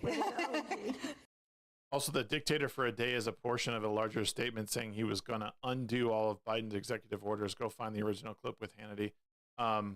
Yeah, no, and that's usually what happens. And also, every single president, that's why they say like the first 30 days is the most that a president does, is because they usually just undo and put in executive orders and undo former executive orders from presidents. So it's like something we all know, but for some reason we just like conveniently forget because it assuages our political bias. You did it. And we as a country are inured to the idea, not just that politicians tell lies, right? We're inured to this specific thing with Mr. Trump in which he lies about even checkable things. And he lies in ways that are very hurtful, that are designed to ruin people's lives. And there's no consequences for it. All he does is benefit. Cruelty makes him seem stronger. Cruelty makes him seem more. The idea, too, that all that Trump does is benefit from things seems like pretty, like, unfounded. Like, the guy has made a living failing, but also succeeding. And he has spent the last essentially 8 years trying to defend himself on things. Like, he's constantly been like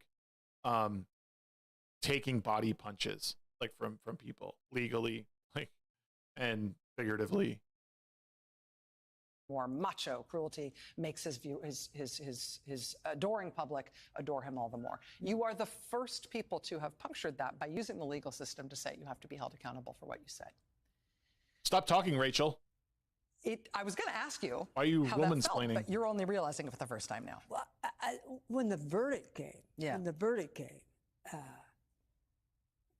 I think we ascended to the ceiling. Why does this lady remind me so much of Biden? What is it about her? We did, and it was the happiest. Are they day holding of my hands? life. They're sitting there holding hands. On top of having the happiest day of our lives, was added. We were so proud to be in America and see democracy actually work. So to put that on top of our happiness, and Robbie was squeezed. You see, this hand is 3 times smaller than it. Just squeeze it so hard. It was thrilling. I could feel it in my very bones, right down to my corpuscles. Yeah, crabby, exactly. And it was, and I still have that feeling. When you went through it again, I was again thrilled. Let me ask about that question that I posited there about. I mean, you did force accountability, and then he did it again. The defamation, the calling you a liar, the exact same things the jury held him liable for the day before, he did again the next day on national television. Is that just the way it has to be? Do you think that potentially could be actionable if you were to file another suit? Would it work the same way? So it's definitely actionable. And here, the cruelty will make him less wealthy. He's not going to get away with it another time. It's unprecedented for a person. So sick of hearing the word unprecedented. I really am. The people who say it, I don't even believe them anymore. To have been held liable in defamation to keep doing the defamation. So there are not a lot of cases that we can look to for a playbook about how to do it. But suffice to say, I have a lot of lawyers who are very busy looking into this, and we are weighing all of our options. You also have another live case from the time when he was president, and he was stating these same untrue things about you, defaming you in the same way. That case is still working its way through the courts. What is your expectation in terms of what's going to happen there? You're going to see news from us in that case very, very soon, Rachel. What counts as very soon? I don't know how late the people work tonight, 2 to 3 days max. Wow, okay. When was this But released? we're fully pursuing that case. We got a very good decision from the D.C. Court of Appeals, essentially affirming Judge Kaplan that when Trump said what he said about E. Jean in 2019, he was not acting as president. We're quite confident that that will be affirmed, and then we'll be able to move forward with damages in that case. We don't even need a finding of liability because we already have it, and we'll be able to find damages, and there the defamation damages are much higher because that was the first statement he made, and that's what really destroyed her reputation as an advice columnist at Elle. And Really? She still have her job? all her readers and people who trusted her and who looked up to her. In terms of the timing here, after those statements that are I don't believe that for a second, but whatever. still at issue in this live case, as you mentioned, you were let go from Elle in terms of your job. Interesting.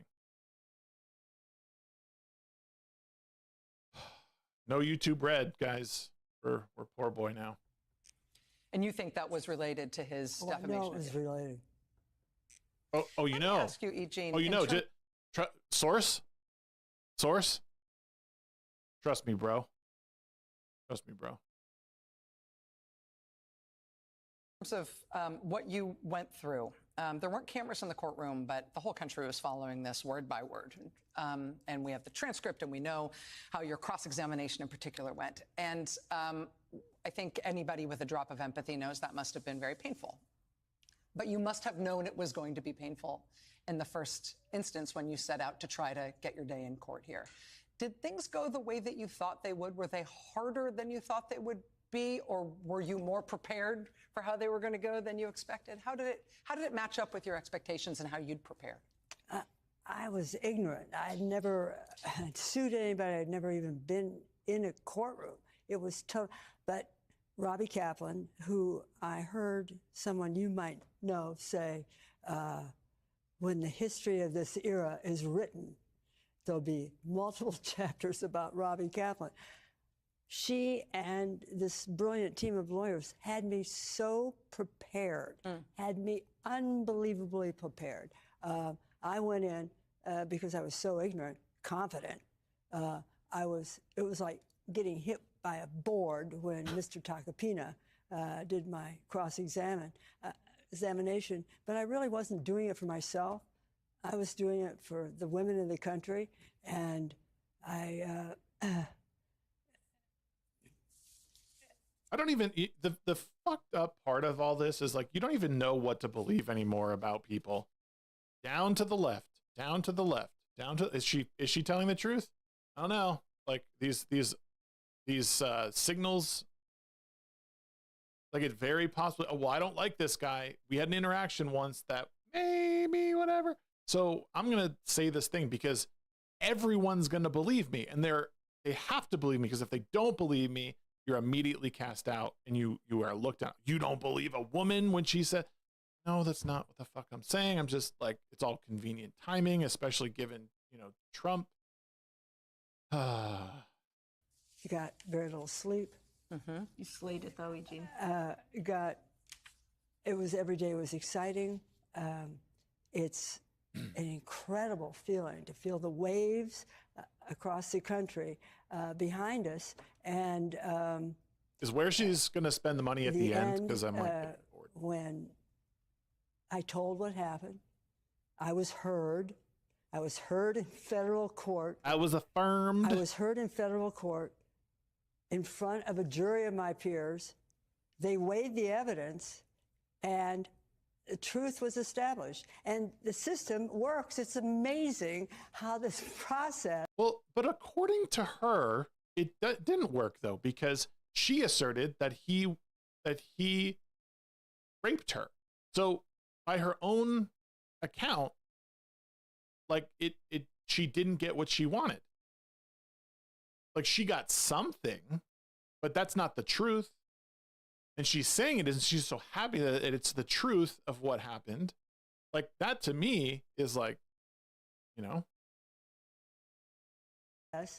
Worked after 2 weeks. I was astounded that it actually worked. And the reason it worked is Robbie Kaplan. It helps to have a good lawyer to make the system work for you. Right. But I mean, you She's had a like, jury yep, of my pockets 9, are lined. Don't worry about 6 it. men and 3 women on the jury. There's no once things I are don't in the do this hands of the shit jury, for free. You never know what each individual juror is bringing to those deliberations, what their hangups or own experiences or prejudices might be, despite the fact that the process is designed to make sure you have a fair jury.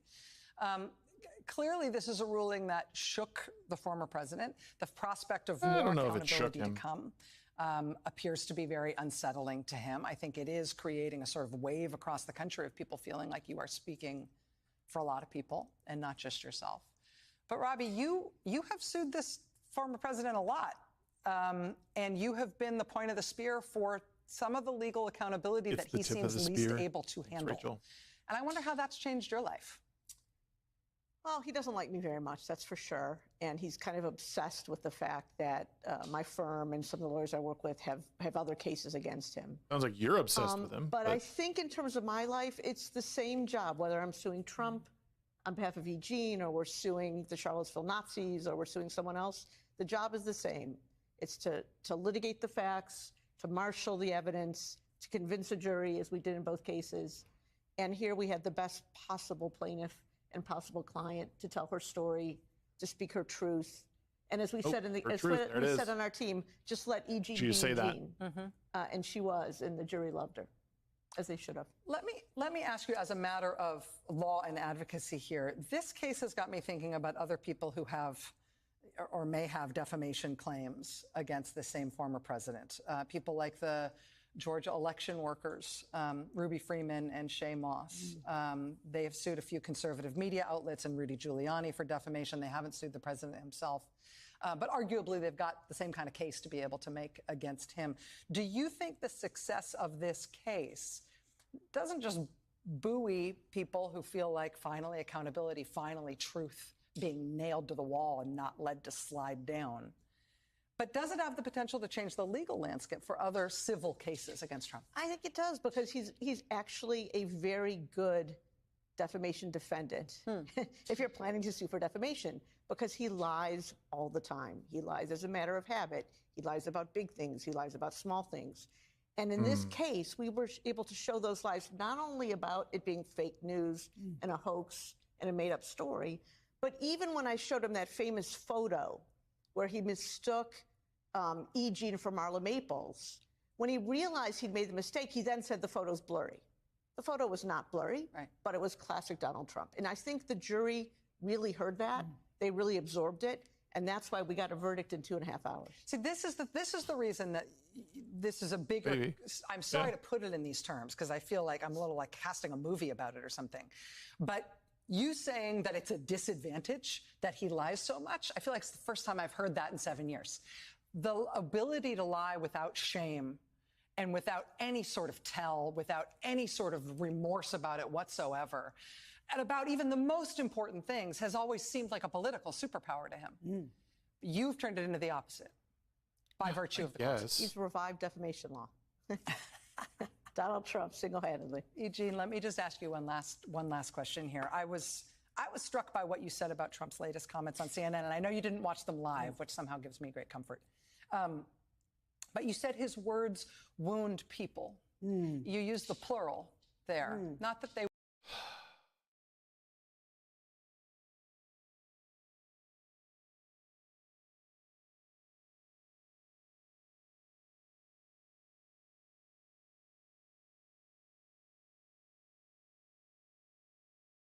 wound me, or this is a way to wound women. You're talking about I'm just struck by your use of the word this is a different. people. Oh, I see. This is still a different interview. You've talked about using some of Trump's money that you're about to get to help shore up women's rights.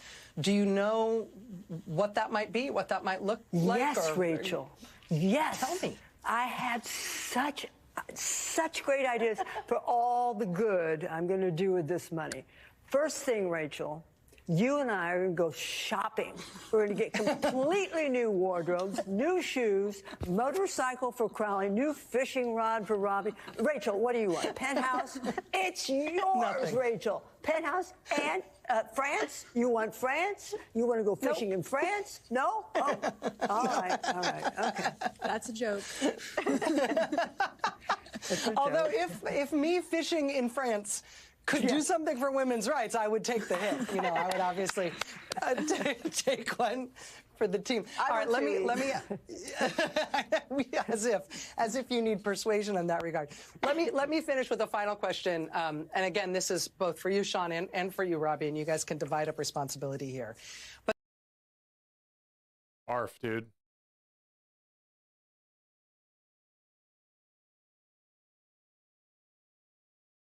Yeah, it sounds like she's a serious victim. Yeah, I mean, we all have plans for $5 million or $83 million because that was more that came out. But I don't know, y'all. Well, I definitely got a lot of great notes. I think I'm ready to take on some of these people in the future a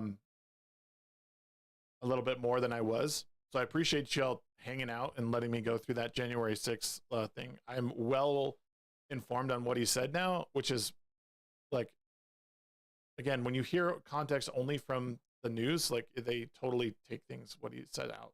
All the quotes they use to say that he incited insurrection are a footnote in the overall point of his speech that day. Interesting. They couldn't possibly be truthful about it. At least that's what it seems. I have an appointment I got to get to, so I want to thank you guys for watching over on Twitch. Thank you for watching on YouTube. You guys are awesome. Thank you for hitting the like button and doing all that. Tomorrow, I'm going to be on Brahma Bull's channel. We're going to be watching and reacting live to the debate that's going to be happening. So please keep an eye out for that. Starts at 7 p.m. Mountain Time, 9 p.m. Eastern. So check that out. And I'll see y'all soon. Thank you so much. Join the Discord. We got lots of cool stuff coming in the Discord. If you're a gamer and you watch me, we are building this amazing Minecraft server right now. And it's going to go into an alpha stage soon. And we're going to be testing out a lot of the functionality, some of this cool stuff that we have going on, completely custom. You don't have to download anything to play it. It'll be all plugin driven. It's going to be so much fun. And if you're a gamer, if you're not a gamer, go away. Who cares? But otherwise, make sure you're in the Discord. Hang out with me when we can. That's it. I'm out of here. See you guys next time. See ya.